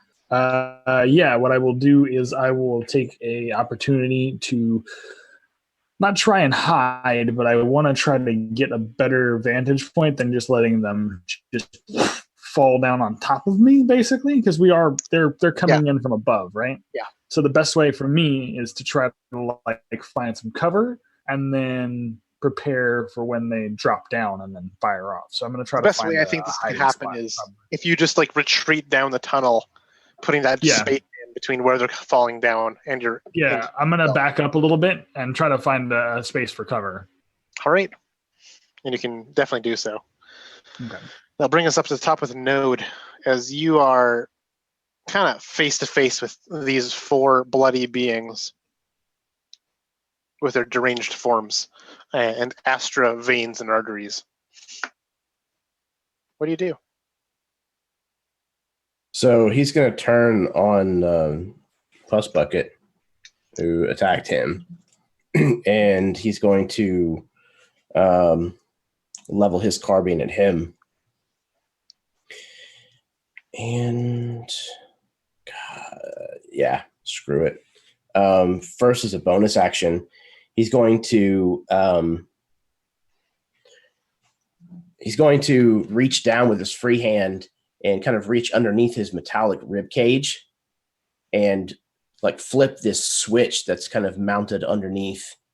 And as he does so, the Astra that kind of courses through some of these hoses and things that form his locomotion, and they kind of go into overdrive as they start to kind of ooze out onto his weapon as well. And I'm going to use energy weapon as a bonus action. Nice. Does put me another point up on my Astrafade, so I can do that first if you want me to. Yeah, as part of that action, because it's a bonus action to do this, right? Yes, correct. Yeah. So the action will terminate, and you have to roll for your Astra. I'm excited about this. All right, it's 53. No, not quite. All right, I'm on the second chart now, I think. Yeah. Oh, no. I am still on the first chart. 2 points over mine. Okay. It's a 4 again, so it's still rooted in place by intense gravity. Yeah, so your servos are locking up. You're having a hard time moving. Makes sense. They were already straining, and now I'm diverting power more or less to make the attack stronger. Okay. And then I'm going to open fire on this thing. Shooting twice. And you're shooting at the one that conjures mist. Yeah. Both attacks. He's already damaged, isn't he? Yeah, he's got many bullet wounds and strange Astra scorch marks that rend his flesh. So I'd like to see if the first one will Yeah. potentially end him. I doubt it will with what I rolled. I doubt it'll even hit. It's only a 9 definitely total. not hit. Okay. So second shot at him. Oh, it's much, much better. That is a 24 to hit. That'll hit. Excellent. Okay, so weapons D10 and then a bonus D8. Watch out.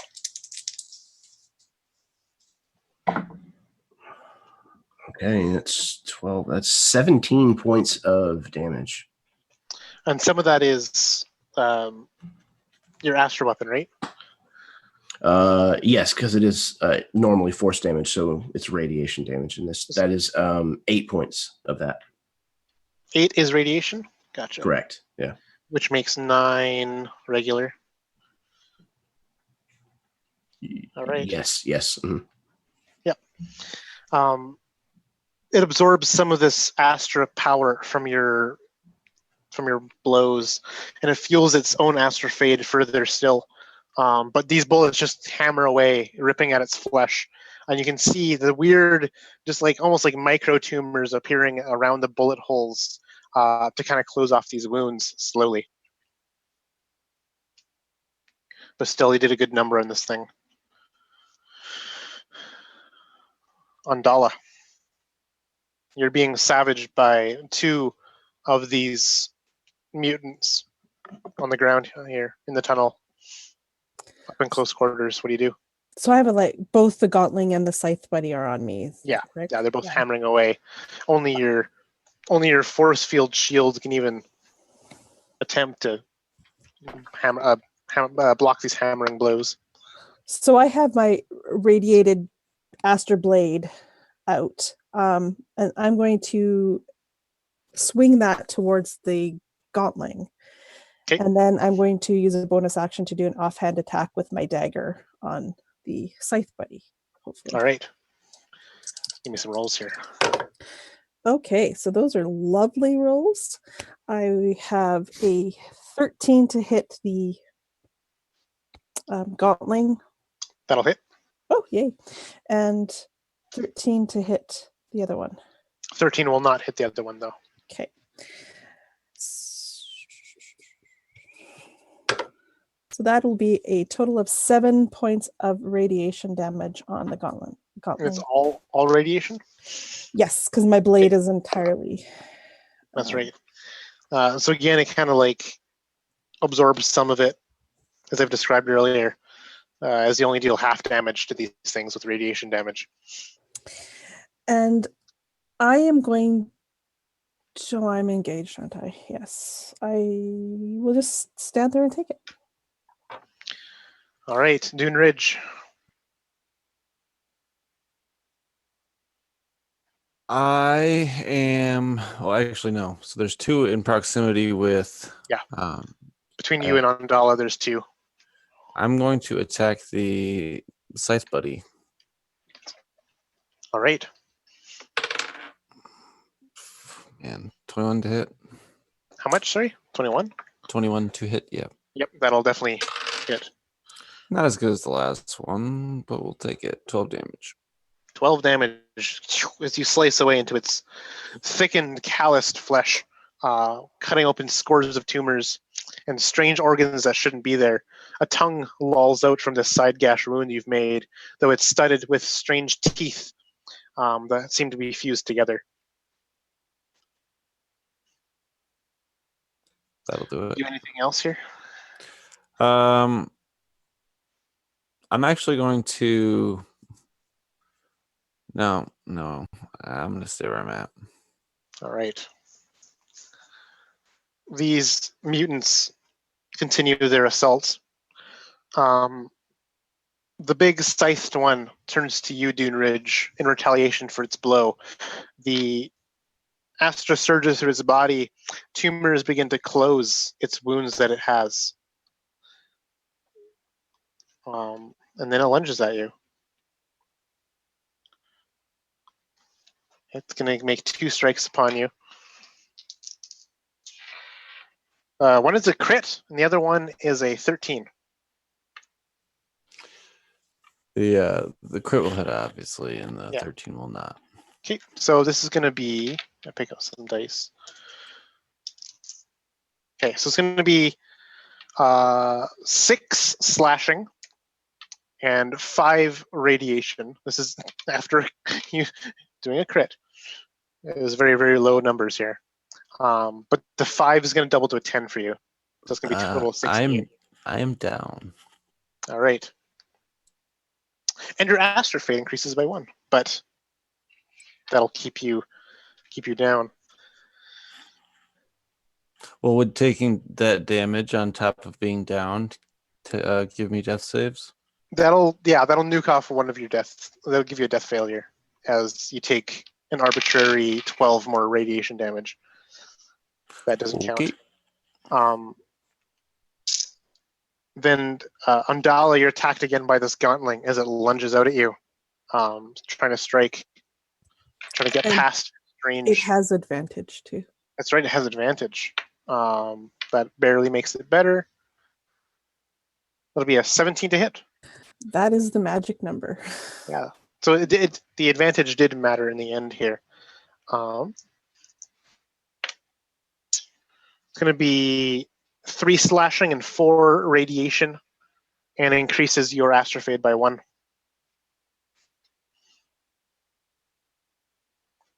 Okay, so I need to roll again. I am 6 over 9, 6. That is a D10. Okay. 6. Oh, it's the same thing. So the next attack on me has advantage. Yeah. Oh, I'm very slow. I can't move very well.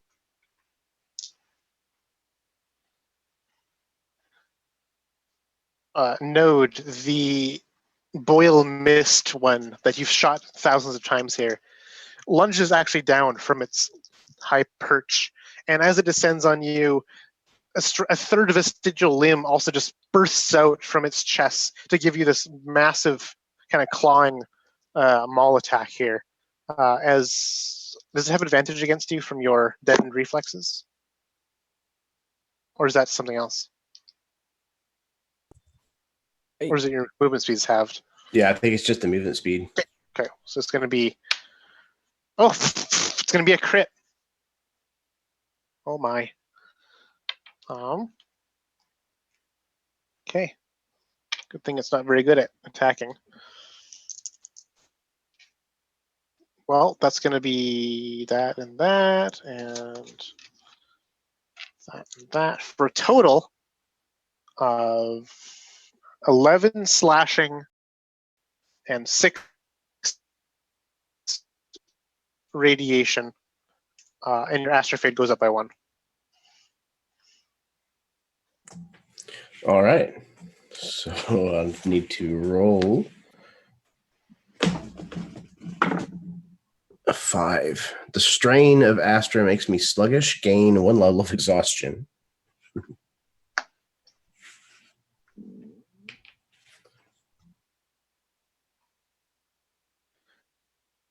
And then lastly, the one with the porcupine spines continues to just lay more of these strange bone shards upon you, Finn, as you've kind of opened yourself up to fire your strange Astra spells. And it's going to get a total of 11 to hit you.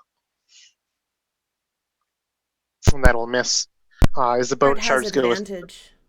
Oh, it has advantages, right, because of your armor. Okay. That'll be instead of 16 to hit. Yeah, that hits. It does 2d4 plus a d6. Okay, it's going to do 10 piercing to you, and 2 radiation and an astrofade. Sorry, 10 piercing? 10 piercing, yeah. Okay, so that's only 5. 2, 3, 4, 5. And how many? Sorry? And 2 radiation and an astrofade. And an... Oh my god. Okay, I gotta roll again. At 11. So that's 8 over, so that's still a d12.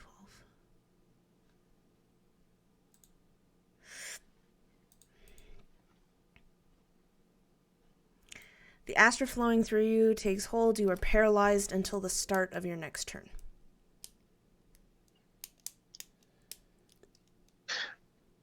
Paralyzed until the start of your next turn? Yeah. Okay, Finn, it's your turn. So I'm not for paralyzed. A brief moment, you're unparalyzed now. Just for a brief moment, just like these quills that are in you of bone gives you a literal heart attack for a moment, where your heart stops Your body is unmoving, but it passes as quick as it came, as your faculties somehow reboot, and you're given with just cold sweats. What do you do? How far away is Dune Ridge? Dune Ridge would be between 5 and 10 feet away. Finn is going to place Dendrius on the ground, kind of Okay. where he is, kind of far away, like just kind of. He's gonna basically what he wants to do with his movement and action is place Dendrius as far away as he possibly can while still making it to Dune Ridge and be able to hit him with a mender. Yeah, so you move over 15 feet, drop him. That's your object interaction. You move back over to Dune Ridge. You stab a mender in his strange mantoid chest. Yep. Wait, is the mender...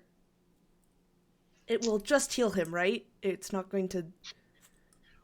Well, no, menders are not powered by Astra, Okay, good. thankfully. All right. They're a hormone slew that hopefully works in a mantoid, and I will say that they work in a mantoid Okay. because a mantoid is made of regular animal cells. I can just imagine that he just takes this huge cylinder that is the mender and just stab it into Dune Ridge's chest like an adrenaline shot. And so Dune Ridge, that means you get to spend one of your hit dice, add your con mod to it, and that's how many hit points you heal right now. But you do use up a hit dice to do this. And this will pop you back up into the realm of the living.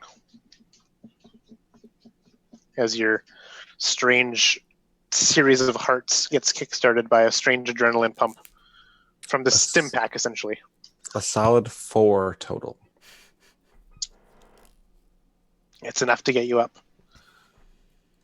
That is then Finn's turn. Rost, you have made your way down this tunnel. You're seeing all of this carnage and chaos unfold, perhaps 20 feet in front of you as you have your arrows knocked. What do you do? Yep. So I'm going to try to be as quiet as I can, but I'm going to do another 4 shots.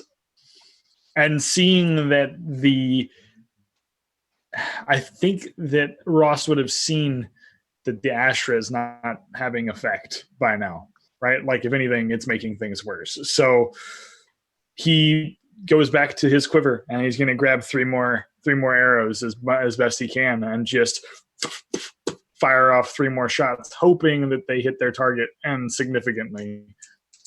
So the only one that you cannot see from here is the one that slings bone quills up top. Otherwise, you can see an injured gauntling. You can see the very, very injured blood mist Astrid Zit Fest. You got it. And then the Scythe Withy. Okay, I'm going to take out all 3 on the bottom. See if I can. Oh, crit on the first one. Okay. That'll be a 17 to hit on the second one.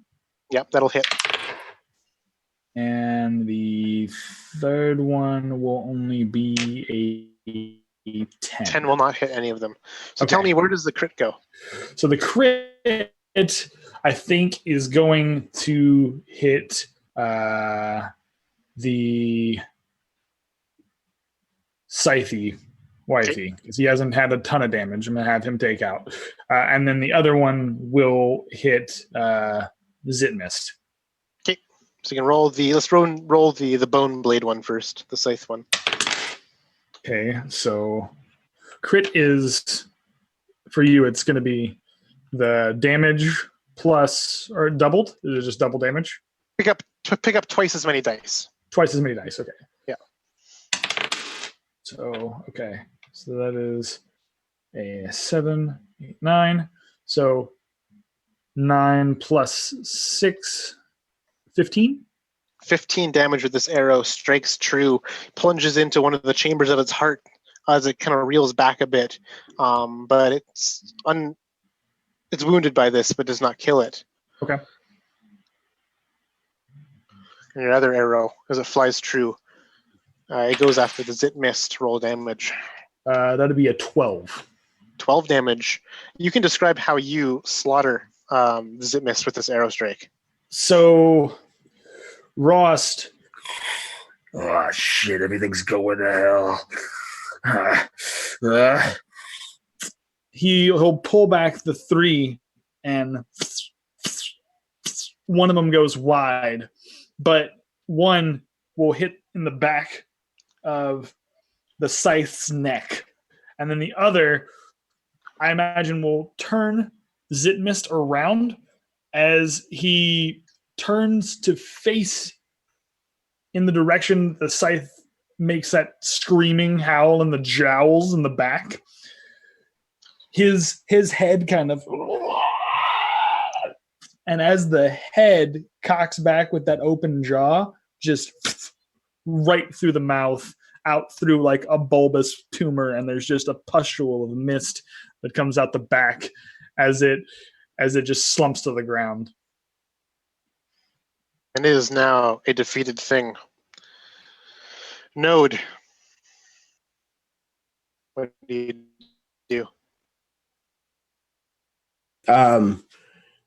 Since he was facing this Zitmist thing, and it just all of a sudden goes down with this arrow protruding from it, he sees past this thing and notices Ross kind of at the edge of the light, and he just kind of looks up with these yellow, like glowing eyes, and just kind of gives him a nod as a form of thank you. That's really the extent that he's going to give it. He is then going to kind thanks needed. You're welcome. He's then going to kind of dip his carbine down and switch, kind of going on the other side of Ondala and targeting this scythe-withy one. All right. And it's got a nice arrow sticking out of the back of its neck as you come strike at it. What did I? Oh, it's exhaustion. I don't think that does anything for attacks. No, only skill checks. Okay, cool. All right, so I'm going to fire. I'm probably going to burn action surge as well. It's like a total of 4 attacks, isn't it? Yes, it would be. Okay, so against the scythe guy, you want to be at an AC of 16. Okay, so that'll do it with a 17 on the first one. I imagine he's going to take at least 2. 19 on the second. Yep. So I'll roll those up first. Energy weapon is still going. Okay. That's 12. That's 17 on the first one. Okay. And 10 on the second. It still stands. Okay. Then the third one's going there. Ooh, that's 22. So it's 9. That's 14 more points of damage. And that'll be the one that ends it. Just excellent. Go ahead and tell me how you turn this thing into a pulp with these rounds. So this thing kind of made this like involuntary kind of seizure almost whenever Rost's arrow kind of lodged itself in its spine, and it kind of opened up like this soft, like fleshy part underneath the what would be like the forehead of the skull, and Node realizes that that's a vulnerable spot and raises his carbine up kind of extra high and shoots downward, and that kind of comes down into this soft fleshy part and just tears this thing's heart into shreds inside of its chest cavity. And it just is it just mowed down by these bullets point blank. It's like stepping and staggering back, and it goes against the wall, and just this blood smear, but it's not even red like blood. It's a weird green slime that smears down the back walls. It kind of just slumps into just a bloodied, mashy mess at the bottom. And you have one more attack. I do. That can go somewhere. Yeah, he'll turn that to the porcupine. All right. That's a 20. 20 will hit. Yeah. That's a natural 20.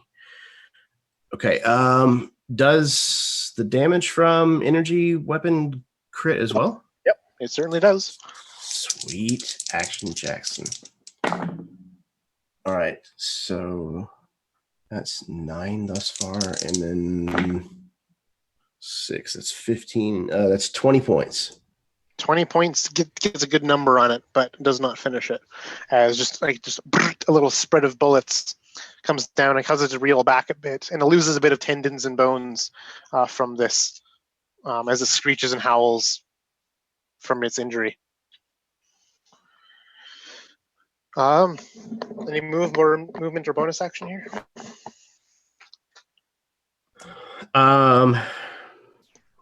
Is there a way to place myself between? No, that's not Node. No, All right. He's good. All right, Andala. In front of you, Node has just pulverized this this imagined thing. The only one that stands is like the weak little like goblin-esque, strange, ghoulish thing that's been like harrying you from underneath your own force field shield here. It's the only one that stands now in this tunnel, but there's still that bone-slinging one up top. What do you do? So this one that's in front of me, this is not the one that's managed to hit me at all, has it? I believe it's actually struck you twice. It's always hit me twice. Okay, so then I already have a healthy respect for it. Yeah. Would using a mender actually provoke the attack? Does not provoke attack, no. Okay.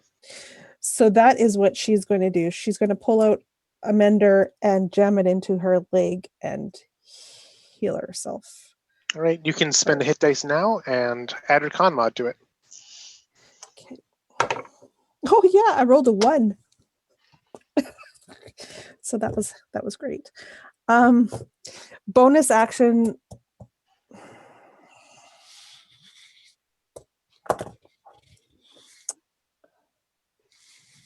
Oh dear goodness. Okay, I'm sorry everybody if I blow up and kill us all, but she's going to void slip 30 feet away from this thing.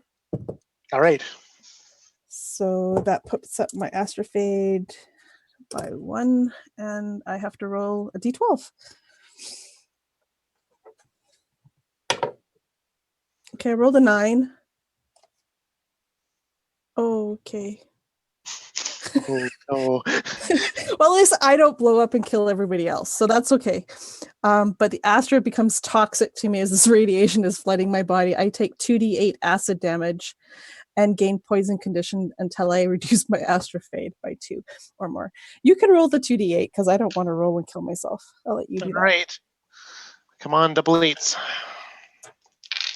That'll be 11 points of radiation damage. Yeah, so as she void slip, I guess the spell actually works, right? First? Yeah, it So works. when she lands 30 feet away, she like slumps to the ground, and I am just imagining like she's like just pustules or something are erupting on her skin as they're bursting and Yeah, and you cough up blood. boiling her. As you have teleported out, it seems like your veins and arteries have even like shifted a bit, and they've just shifted in such this grotesque way that you're gagging on your own blood, and just like as you cough up this, and these terrible ruptures happen over your body from this. Dune Ridge, it is your turn.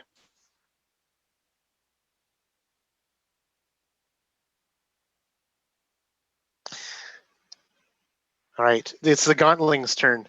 As it turns to you, Node, as you're the only one that stands there right next to it, and it tries to kind of pounce on you as it just its muscles super flex with Astra power. It now is at its Astrofade limit. It's gonna get a 19 to hit. 19 to hit against you. I'm gonna assume that hits. That's gonna be 7 slashing and 2 radiation and an Astrofade.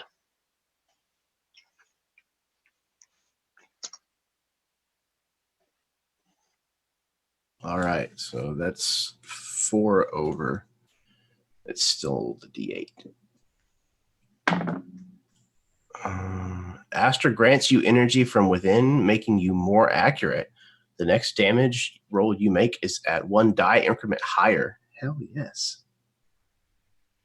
I'll That's take awesome. And then the Porcuquill guy will also lay a siege as he has rolled his recharge on this quill attack to make both Node and Finn make dexterity saving throws to dodge out of the way.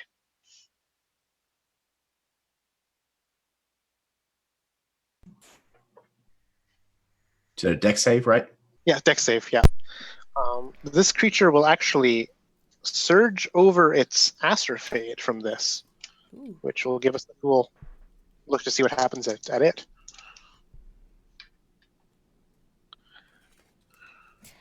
I got a 12. So you'll fail, Finn, but a 13 will pass, because the DC was 13. So Finn, you're going to take 2 piercing and 3 radiation and an Astrofade. So 5 damage total and an Astrofade. And Node, you're going to take 2 points of damage total and an Astrofade. And then it's going to Astra Surge from all this. So am Where the I. hell's that table?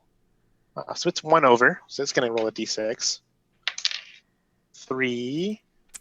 Its AC is reduced by 1 until the start of its next turn. I get to roll a d20. Because I'm on the last thing. Oh my god. The last level, guys. Last level. Please cause a black hole to appear. That'd be great. So, Oh, no. interesting. Your eyes glow when you levitate off the floor. Until the start of your next turn, you have advantage on all attack rolls, ability checks, and saving throws. So you've unlocked some strange hidden super gene that's been laying dormant in your body. Perhaps some genetic experiment done by your ancestors 60 generations ago. And by unlocking this, you've gone Super Saiyan as you're channeling this Astros through yourself and have all these benefits. Node, however, how do you fare in all this? Where did it go? Where did it go? Oh, Astra sizzles out of control, corroding matter. 1 weapon of the GM's choice gains 1 damage condition. That will be your carbine. Yeah, I figured. As I imagine it's more like your muscles clench so much from a surge of Astra that you just bust part of the stock that you've been holding just from a super surge of strength. So it goes up a stage in the damaged, I believe, and I'm going to say that it's pretty pristine. So Okay. it'll now be worn. And what does Warren do again? Is that probably 14? If you roll a 1 on the attack roll, it goes down to being battered. That's it. Oh, so okay. It's kind of like it's a slap on the wrist. Okay. Because it's only the stock that you damage. It still fires well, but you can see that it might break apart if you misfire. So Excellent. nat ones are now scary. That was the thing's turns. Finn, what do you do as you've unlocked some hidden gene latent in your DNA? Finn is floating off the ground. I almost imagine he's almost glowing in this radioactive light, which I think he looks like a Christmas tree because he is red and green right now. And pasty white skin. Exactly. So he's very Christmassy. He is going to throw these same 3 bolts of Astra, these green bolts of Astra. So it says you can target up to 3 creatures. Can they all be the same creature, or do they have to be different? I'm gonna say by that wording that they have to be distinct creatures. Oh. What spell are you casting here? Just so I can verify. Astrobolt. Astrobolts. It's the Yeah. A boost. Yeah, so it can only, if there's only 2 things that you can target, it'll only make 2 attacks. Okay. All right. So then I'll just upcast it so that it does 2d8. Okay. And who are you flinging this bolt off? The porcupine. Porcupine. All right. It's going to be an AC 15 as its armor is kind of like, it's almost like molting away these layers of calloused skin from this astral surge that's revealing bare tissue and muscle to the world. And it's getting kind of sloughed off by a soft, sandy wind that happens above. So it's AC 15. Okay. That is a 26, so that will hit. It will. That is with my advantage, which is nice. So that is, that's going to be 2d8, which is 10. All right. 10 goes down to 5, but it gives another point of Astra fade, causing it to roll on the table. Where are these tables? There they are. D6. It got a 4.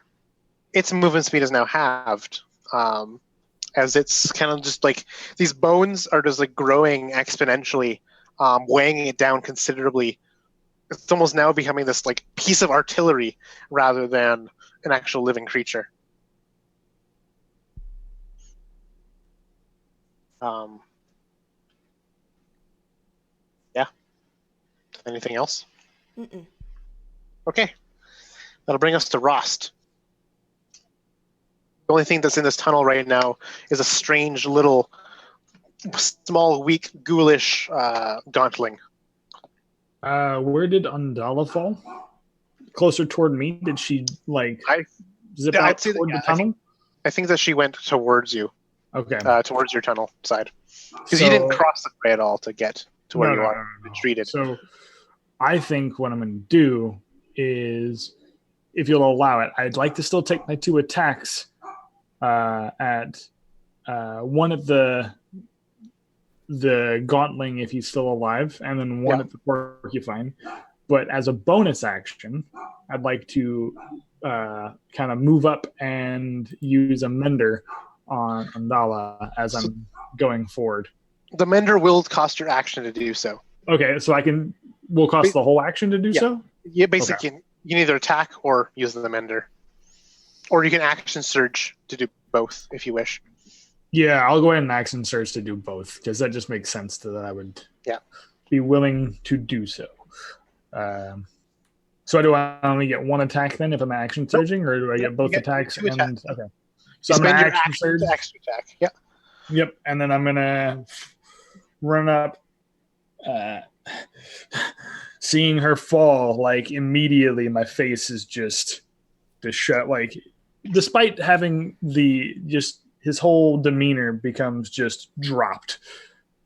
He runs out faster than you've probably seen him run in a long time, kind of slides forward in the dirt of the tunnel, and then just grabs out a mender and like jams it in her arm like an EpiPen, just right there. And as he's doing this, he's gonna pull up forward and grab 2 arrows out of the back and fire 1 at the gauntling in front of him, and then 1 up above. All right. Give me those attack rolls. Okay. As Do I need you get this? So for rolling for hit die? Yeah, Andala gets to spend a hit dice and add her combat. Okay. Cool. So you can go ahead and make your attack rolls. Okay, so all right. Ooh, that's good. And then so okay. No, that'll work. They'll both hit. 14 plus 6, 20, and then a 18 plus 6. So those will both hit. And then so 6 and So 12 and 11 for both attacks. One going to the gauntling, and then one going to the porcupine above. So you did exactly how much damage you need to kill both of those creatures for. Oh shit! Perfect. Exactly, by the exact number. I will take it. So you can. How does this happen? You can describe this, Chad. So yeah, Rost is tired of watching his friends die in this like little slaughterhouse.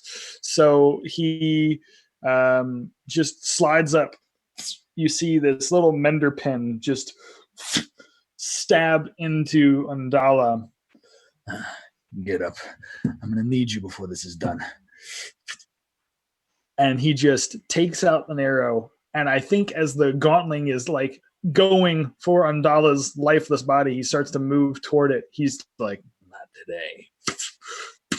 Blasts out the back of this gauntling's face and then flips an arrow straight upward. And where the chest cavity is leaning over and these bone protrusions are starting to grow, he can still see that heart, and he'll just fire up straight up and blast the heart,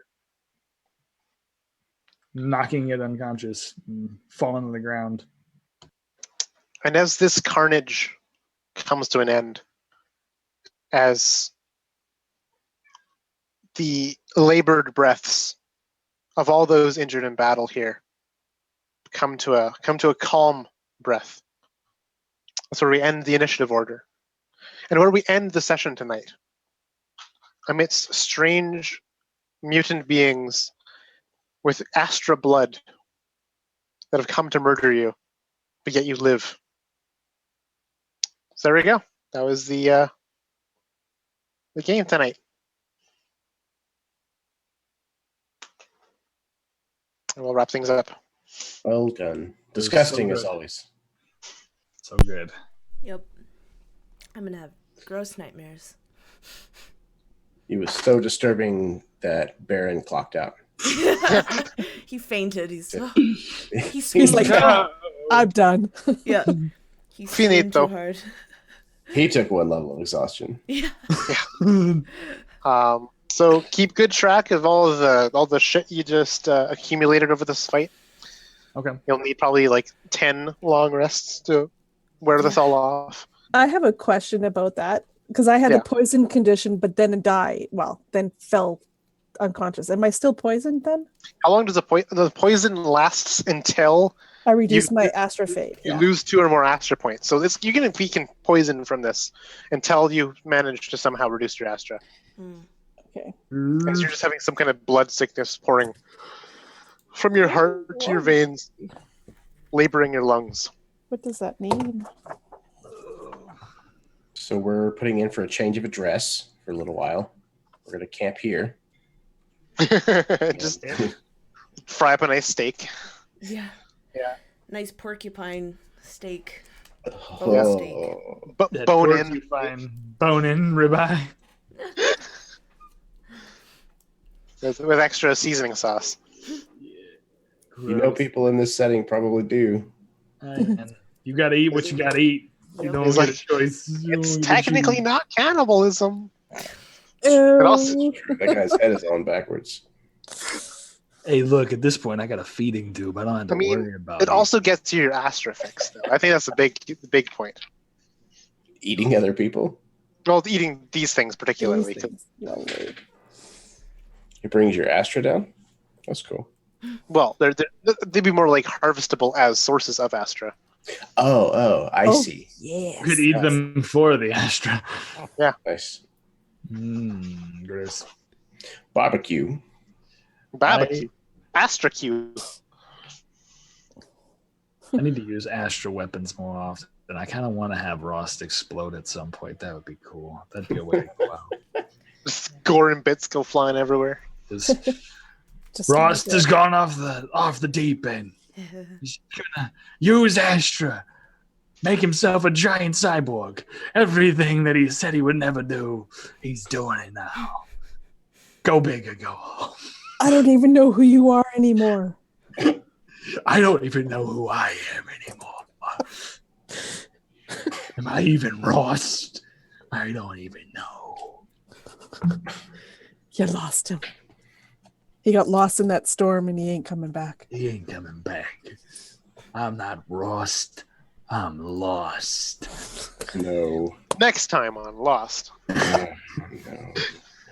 Yeah. Yeah. There you go. Alrighty. And So tonight is definitely more in the line of a penultimate session than an ultimate session. I love it.